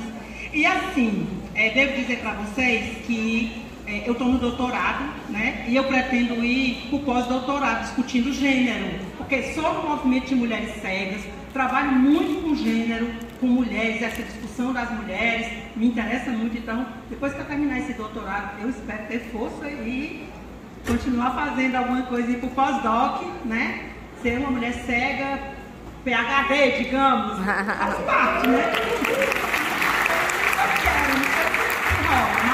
Quero muito e sou ativista de movimento social, né, pelas mulheres com deficiência. Amanhã, quarta-feira, eu sou convidada da Fiocruz Nacional, né? A Fiocruz ainda tem um canal chamado e o programa, né, Diálogos pela Cidadania.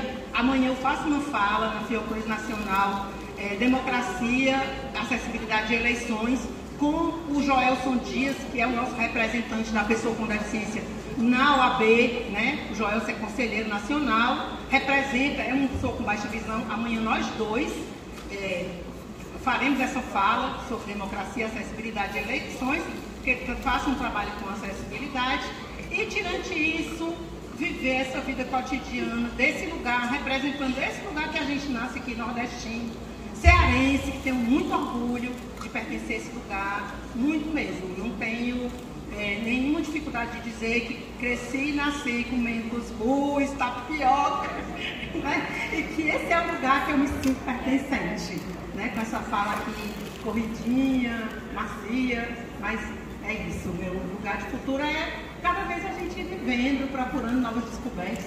Todo mundo precisa ter um projeto de futuro, gente, é muito importante. Nem que seja pintar o cabelo, fazer uma dentadura nova, sabe? sei lá, dançar um samba, ir no forró, mas a gente precisa olhar para o outro dia, para o dia na frente. Não dá para viver sem a esperança, sem a expectativa de um dia melhor. Muito importante isso.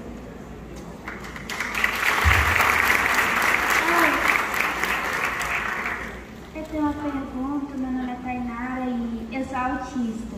Eu tenho 1,66, tá? E eu queria perguntar educadamente, se não ofender, como a senhora se localiza? Pronto, como eu me localizo. Ó, se eu tirar o microfone, se tiver uma pessoa cega na plateia, ela sabe de onde eu estou falando. Porque se eu falar no microfone, o som vai para a caixa. E se eu tirar a pessoa que tiver baixa visão ou cegueira, se ela tiver ali, ela me acha.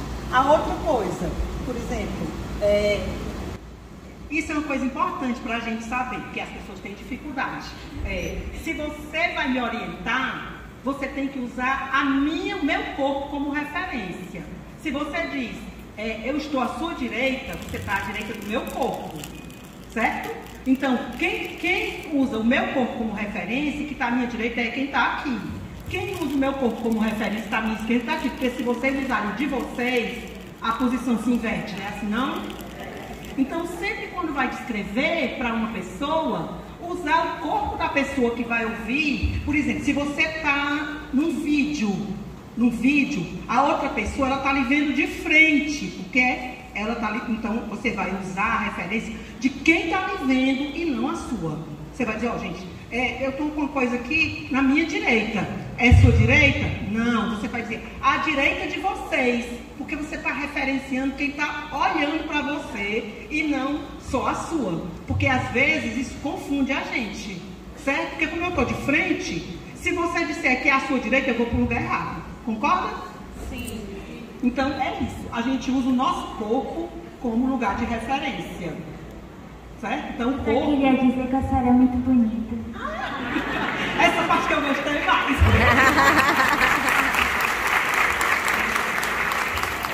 Muito bom. Obrigada pela pergunta. Adorei. Oi. Precisa não de microfone. Gislana. Oi. Não veio sua palestra. Eu gostaria de perguntar com relação assim, às políticas públicas. Tanto a sua visão de pesquisadora como pessoa com deficiência. Quais são os maiores entraves atualmente e também as maiores conquistas? Porque a Lucivânia ela falou aqui do ponto de vista de Maracanã. É aquilo que nós estamos avançando, aquilo que a gente ainda precisa avançar.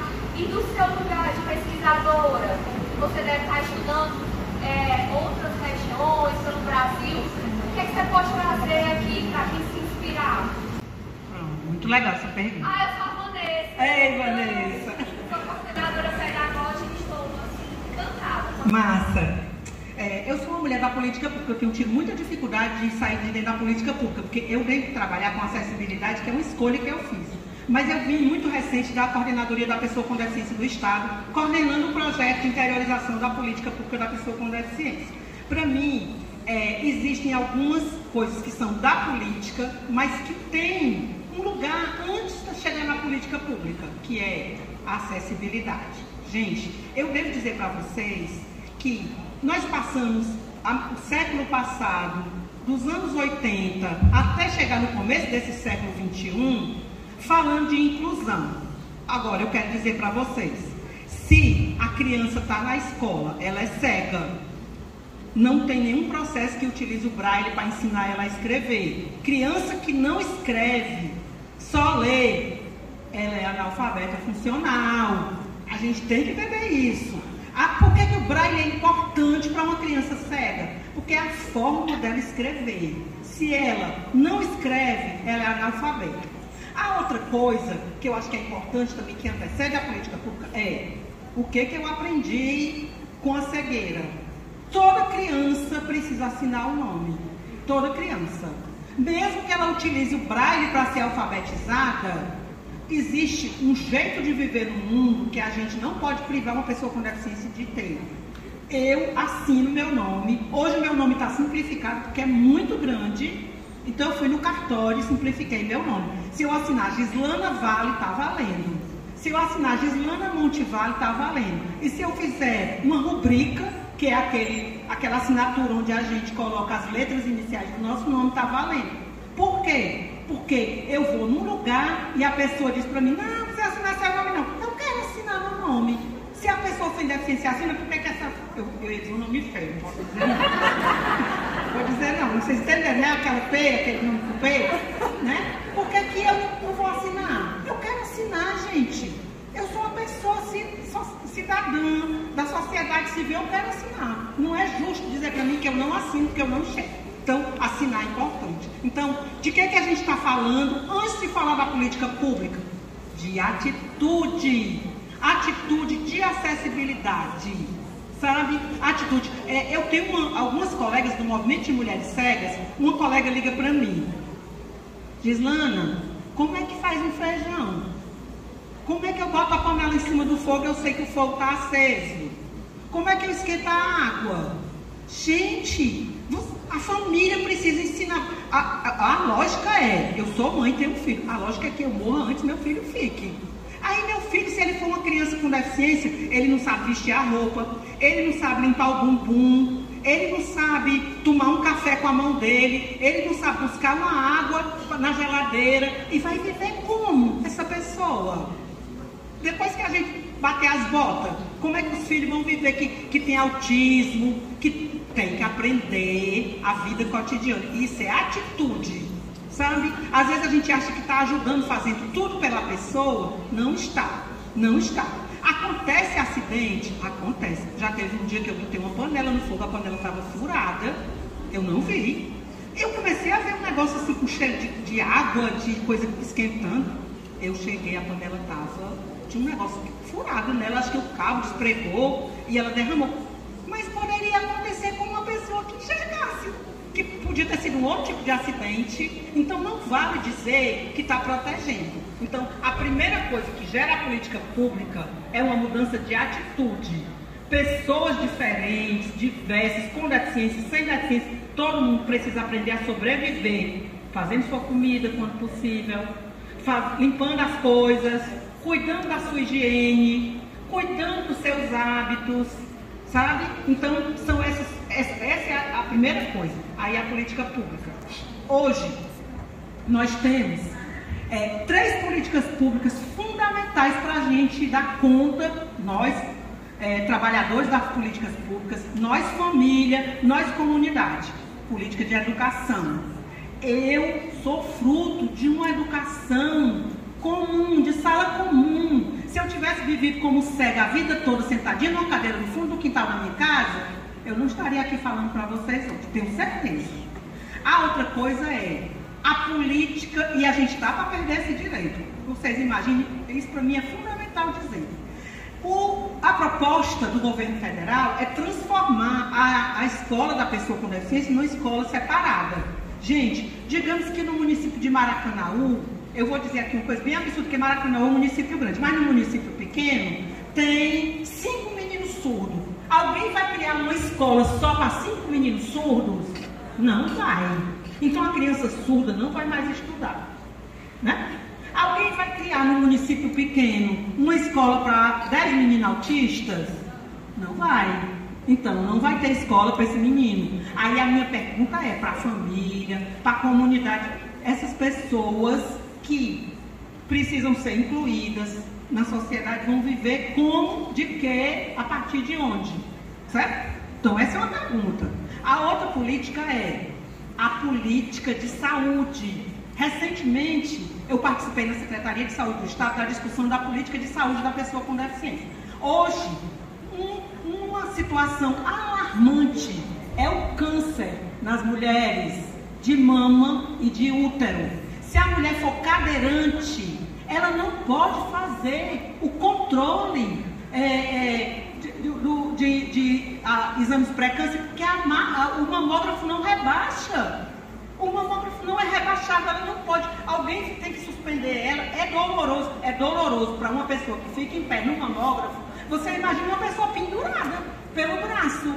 E não dá certo, não é feito bem feito. A outra coisa é eu vou fazer um exame ginecológico, sou uma mulher com deficiência física. Como é que sobe naquela maca de 1,5 m? Gente, como é que sobe? Não sobe, não faz. Então, existem soluções que são simples, mas as pessoas preferem não fazer. Maca rebaixada, mamógrafo rebaixado, um intérprete de Libras na saúde. Aí a pessoa diz para mim, eu vou dizer a você, não vou nem contar o lugar que eu ouvi isso não, mas eu ouvi, fiquei com ódio. A pessoa me dizer, eu não posso falar com o surdo porque não tem intérprete. Como é que fala com o surdo porque não tem intérprete? Gente, um município como Maracanaú, por exemplo, precisa ter uma central de Libras, uma central de saúde de Libras. O Estado precisa ter uma central na saúde. Isso que a gente está dizendo lá no Estado. O Estado precisa ter uma central de interpretação de Libras na saúde. Para quando o surdo chegar, ele não pode ter um intérprete em cada posto de saúde, em cada unidade de saúde. Isso não existe. Mas ter uma central de Libras na saúde, vocês acham que não é possível? Sim. Claro que é. Sabe? Então a gente precisa, isso na saúde, são tão coisas pequenas que às vezes dá conta.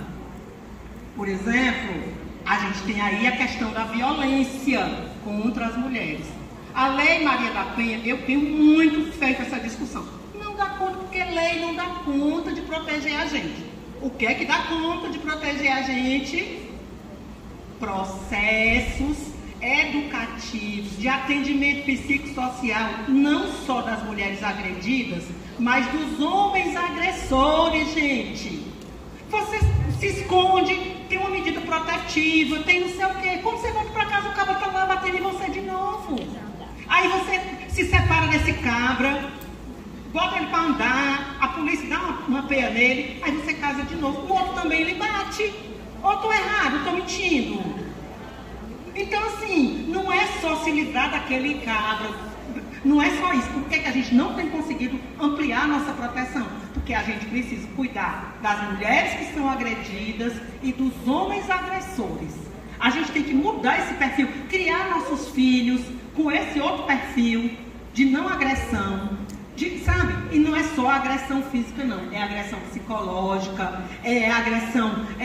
por exemplo, eu dei aula numa escola que a mãe chamava o menino de seu diabo, seu cão, todo dia. No dia que eu entrei lá para dar uma aula, eu falei, como é que eu lhe chamo? Aí, o menino bem atrevido, porque primeiro quando ele disse, professora, eu vou chamar a senhora de Gigi, ó. Eu disse, tudo bem, não tem problema não. Eu gosto, Gigi é um apelido meu, não tem problema não. E como é que eu lhe chamo? Aí ele disse, pode ser de cão, de diabo. Porque a minha mãe lá em casa me chama assim, de cão, de diabo. Sabe? Aí eu fiquei pensando, eu disse, não, me diga como é seu nome mesmo. Assim, o nome que você foi batizado, registrado. Ele disse, Luiz Carlos. Eu disse, eu vou chamar você de Lili. Você me chama de Gigi, eu me chamo de... Ele disse, não, pessoal, não gostei.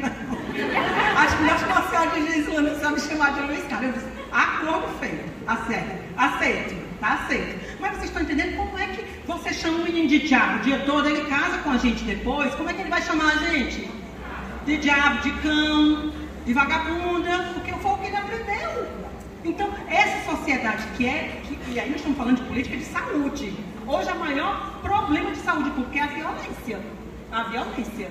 Então, isso é uma coisa importante. E aí a terceira política, gente, que é fundamental, principalmente para as famílias defenderem esse direito, é o direito às cotas de trabalho. As cotas de trabalho.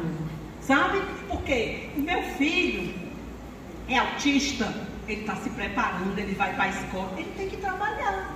E se não tiver cota, numa sociedade que ainda não se entende desse lugar da diferença e da diversidade, ele não vai ter onde trabalhar. Então eu me sacrifico, mantenho ele na escola, a professora se sacrifica para ensinar ele a ler, a usar o computador, a usar o celular. Quando chega, depois que ele fica adulto, aí a mãe vai dizer para mim, e você não pensa que eu estou aqui criticando, não, nem julgando, eu só estou falando.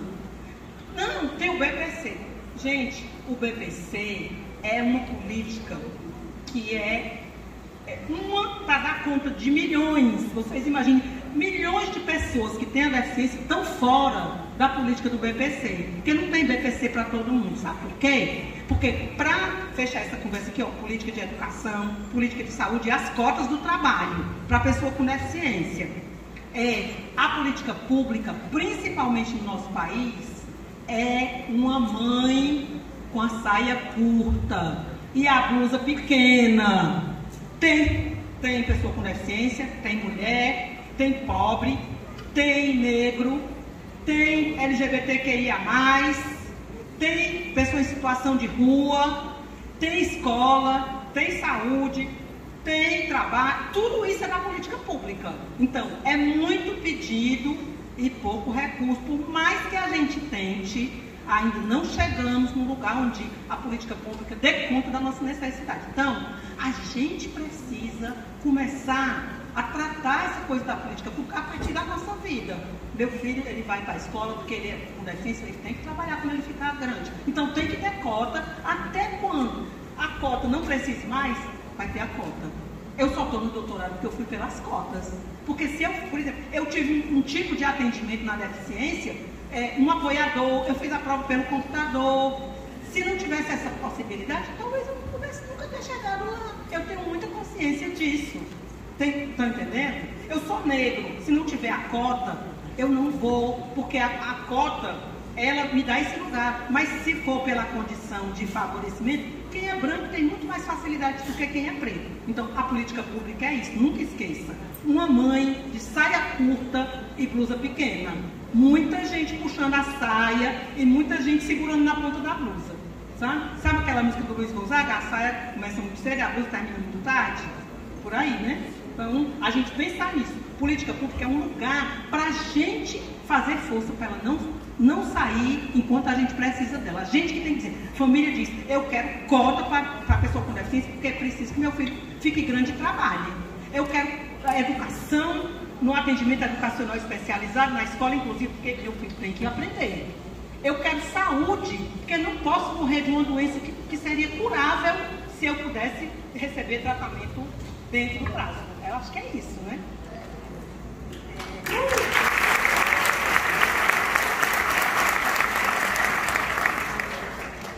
Boa tarde. O meu nome é Meire. Eu tenho 1,65m, eu estou vestida com uma calça preta e uma blusa azul do projeto. Tira teu microfone só para eu te achar. Eu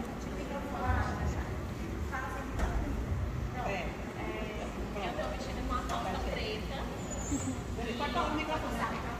e uma blusa azul com o nome Milagre Azul, que é o projeto ao qual faço parte para famílias deficientes. E eu sou mãe atípica também. Inclusive, meu filho se chama Carlos Daniel. E eu queria saber de você, como foi que você lidou com o preconceito, com o bullying na fase da adolescência, da infância, enquanto alguma vez você se sentiu excluída, como foi que você soube lidar com isso? Muito mesmo. Primeiro eu quero dizer a vocês que, igual a todo mundo, eu passei muito tempo negando que eu tinha uma deficiência. Eu queria ser igual a todo mundo. Então, assim, se vocês olharem para mim, os meus olhos, eles não têm uma mudança significativa, que muitas pessoas cegas têm. Então, se a pessoa não souber que eu sou cega, ela pode não perceber. E aí eu passei um monte de tempo dizendo isso, achava a forma mais linda eu dizendo. Nem parece que eu sou cega.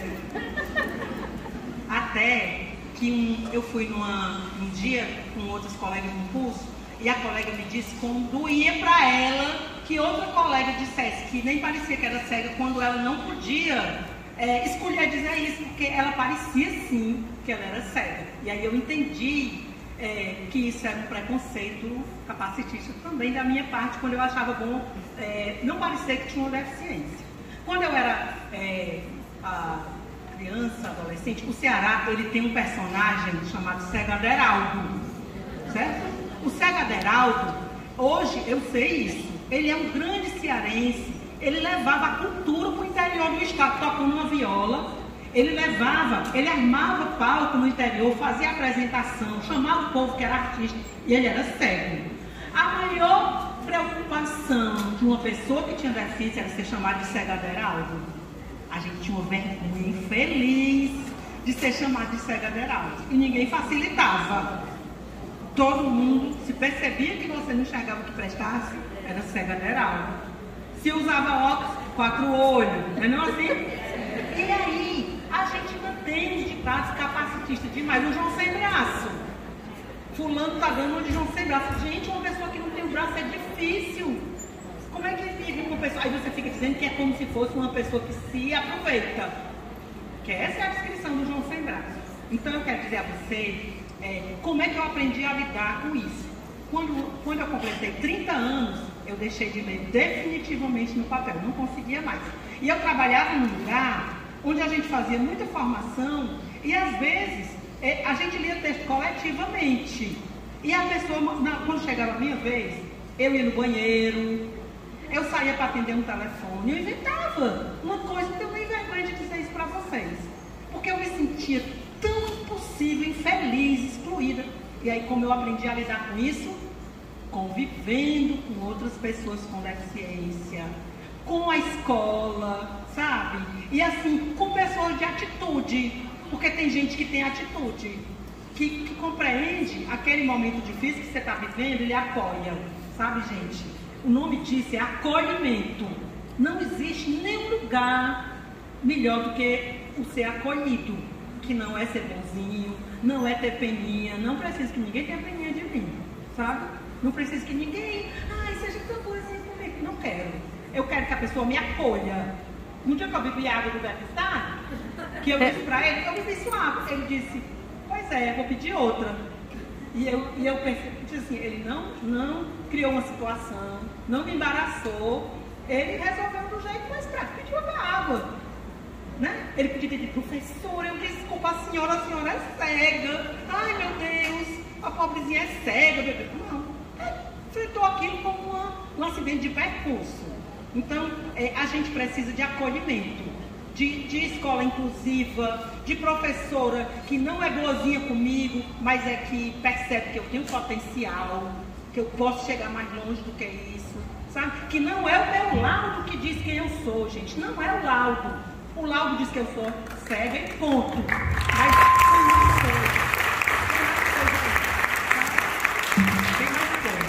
tem mais coisa. É um menino que é autista e canta, tem o outro que é sei lá, cognitivo e ator. Não é só de um lugar que a gente se entende.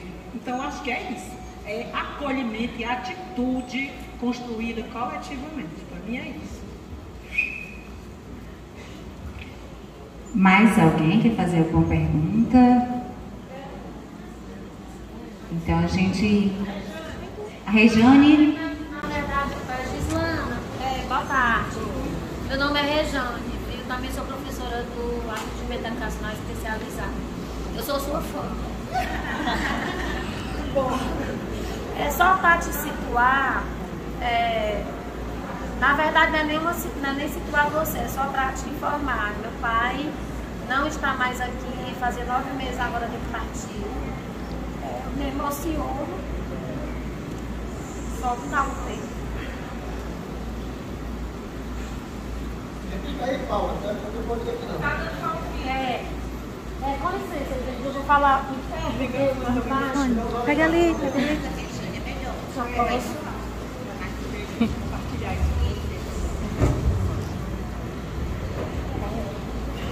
Gislana, meu nome é Rejane, olha só. Só para te informar, eu sou sua fã, não é a primeira vez que eu escuto sua fala. Admiro demais você. Mas olha só, meu pai era cego, estudou muito. Na verdade, quando nós entramos na escola, nós já entramos alfabetizados por ele. Até hoje eu ainda tenho na minha casa alguns materiais do meu pai. Eu tenho inclusive você deve conhecer, não sei se você chegou a conhecer, um tubaritmo. Ele nos ensinava as operações matemáticas se baseando lá e pedindo para a gente colocar, lógico, né? Escrevendo. Mas enfim, meu pai ele dava aula em casa de cavaquinho, violão, teclado, muitos instrumentos. Ele dava aula em casa já depois de, sei lá, de uma certa idade. Mas enfim, só para me informar isso e te fazer um pedido. Você pode finalizar com Toré? Eu te agradeço.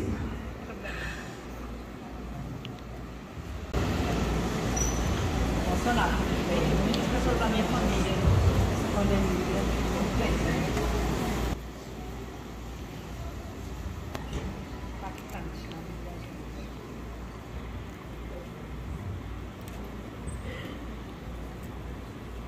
Mais alguém? Mais alguém quer fazer alguma pergunta? Senão a gente fica com a sua fala, Gislane, para você finalizar. Fique à vontade. Gente, eu trouxe um texto que eu escrevi, né? Esse texto para minha colega que é professora do AE. Ela trabalha numa cidade em São Paulo, chamada Brodowski, e ela me contou a história de um menino cuja mãe, ela trabalha com crianças com deficiência, e a mãe chegou na escola para dizer que o filho dela tinha levado um estojo para casa de uma professora e que ela estava vindo devolver o estojo na escola. E a mãe perguntou na escola se a escola tinha algum conhecimento de algum remédio que a psicóloga pudesse receitar para o filho dela, porque ele contava mentiras, contava muitas fantasias em casa e ela achava que devia ter um remédio para curar isso. E naturalmente não tem. Mas a professora do AE perguntou para a mãe qual era a fantasia que o menino tinha. E aí a mãe chamou o filho e o menino contou para ela que ele era uma criança muito feliz, cujo pai era excelente e que toda noite ele jogava xadrez com o pai dele. Que toda noite o pai dele contava histórias, jogava xadrez, mas a principal característica é que o pai jogava xadrez. Era um menino negro com deficiência, muito pobre, então naturalmente ele nunca tinha jogado xadrez com ninguém. E aí ele contou também para a professora que ele morava numa casa muito grande, muito bonita, muito confortável. Ele também não morava nessa casa. Mas a professora, que é minha colega, que tem baixa visão, e que é uma professora nerd quer dizer, ela toca violão, ela toca teclado, ela fazia coisas assim impossíveis. E aí ela tinha um xadrez, e ela sabe jogar xadrez. E ela convidou o menino para jogar xadrez com ela. E ela me contou essa história. E quando ela me contou a história, ela me disse que em 15 dias, um menino que nunca tinha visto um xadrez na frente, que nunca tinha jogado, estava jogando melhor do que ela. E ela é uma boa jogadora de xadrez, porque a família dela joga, ela aprendeu em casa, ela jogava xadrez comumente. E aí ela disse que o menino começou a fazer umas perguntas para ela. Tipo, professora, por que é que no xadrez sempre são as pedras brancas que começam o jogo? E aí ela disse, por que é que você acha? Devolveu a pergunta para ele. E o menino disse, parece que no mundo, professora, tudo que é bom é branco, inclusive a pomba da paz. E a professora disse para o menino, pois vamos mudar essa regra. Hoje nós vamos começar jogando com as pedras pretas. Você vai jogar com as pedras pretas e começar o jogo. E o menino jogou.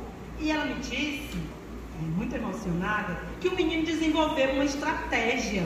Quem sabe sobre o xadrez ele é um jogo extremamente elitista, de gente rica, dessa coisa. E o xadrez, ele tem duas grandes peças, o rei e a rainha. Tudo o resto gira em torno de proteger seu rei e sua rainha. E o menino, esse menino preto com deficiência, que conta histórias fantásticas, ele desenvolveu uma estratégia e ele não protege o rei e a rainha. Ele protege o peão, que é uma pedra fraca do jogo.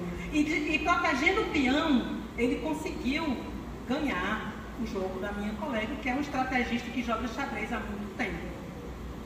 E quando minha colega me contou essa história, eu fiquei com muita vontade de escrever essa história para dizer que eu, uma mulher cega, uma pesquisadora, uma mulher ativista de movimento social, penso que é desse lugar que a gente reescreve a história das crianças, a história da nossa vida. Porque precisamos de professores que acreditem na gente, precisamos de professores que não olhem para a gente.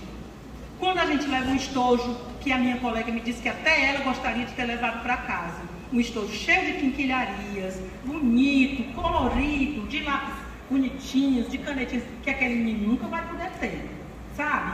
E a minha colega, que é essa mulher com deficiência, que é doutora em atendimento educacional especializado pela Universidade de São Carlos, ela acredita no menino, ela acredita que ele mora numa casa bonita, ela acredita que ele tem um bom pai que joga xadrez com ele, sabe? E ela acredita que não tem respostas para muitas perguntas que ele faz, mas ela acredita.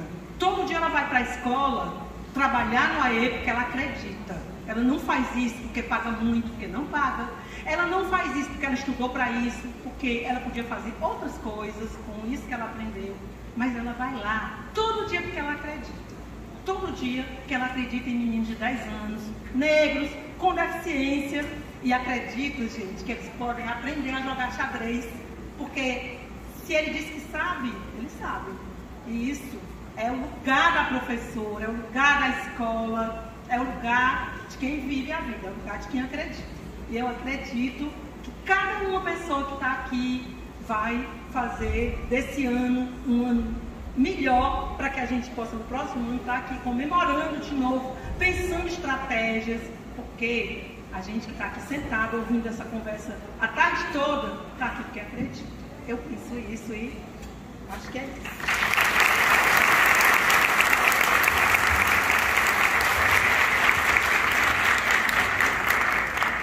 O que dizer aqui, né, da Gislaine, essa força que ela tem, mulher negra, que ela se coloca, né, e essa palavra tão forte que ela finalizou a fala dela, acreditar, né?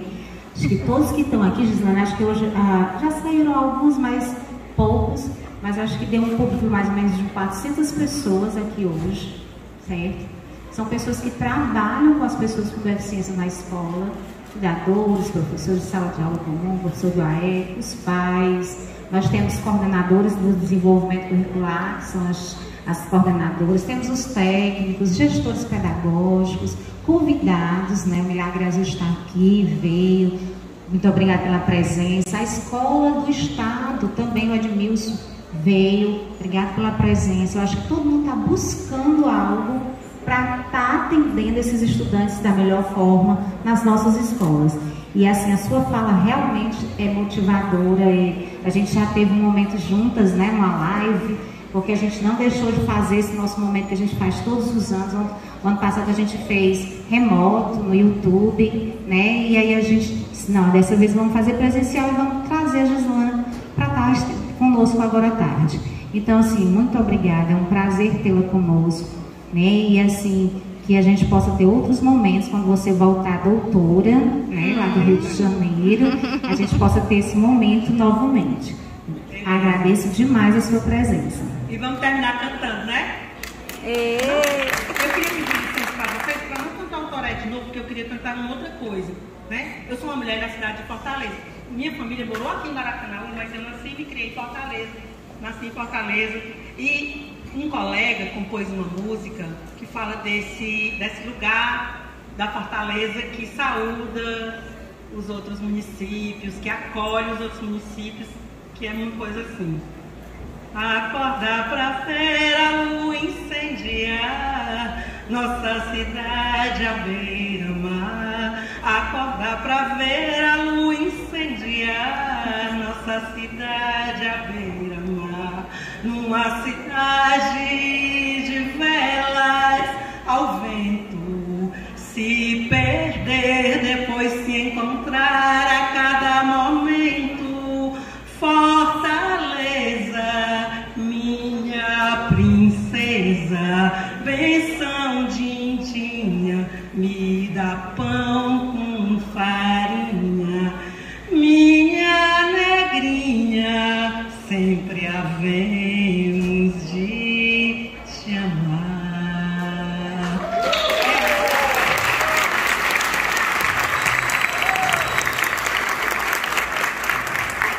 Pensa numa pessoa versátil, viu? Como ela disse, ela faz tudo, até canta.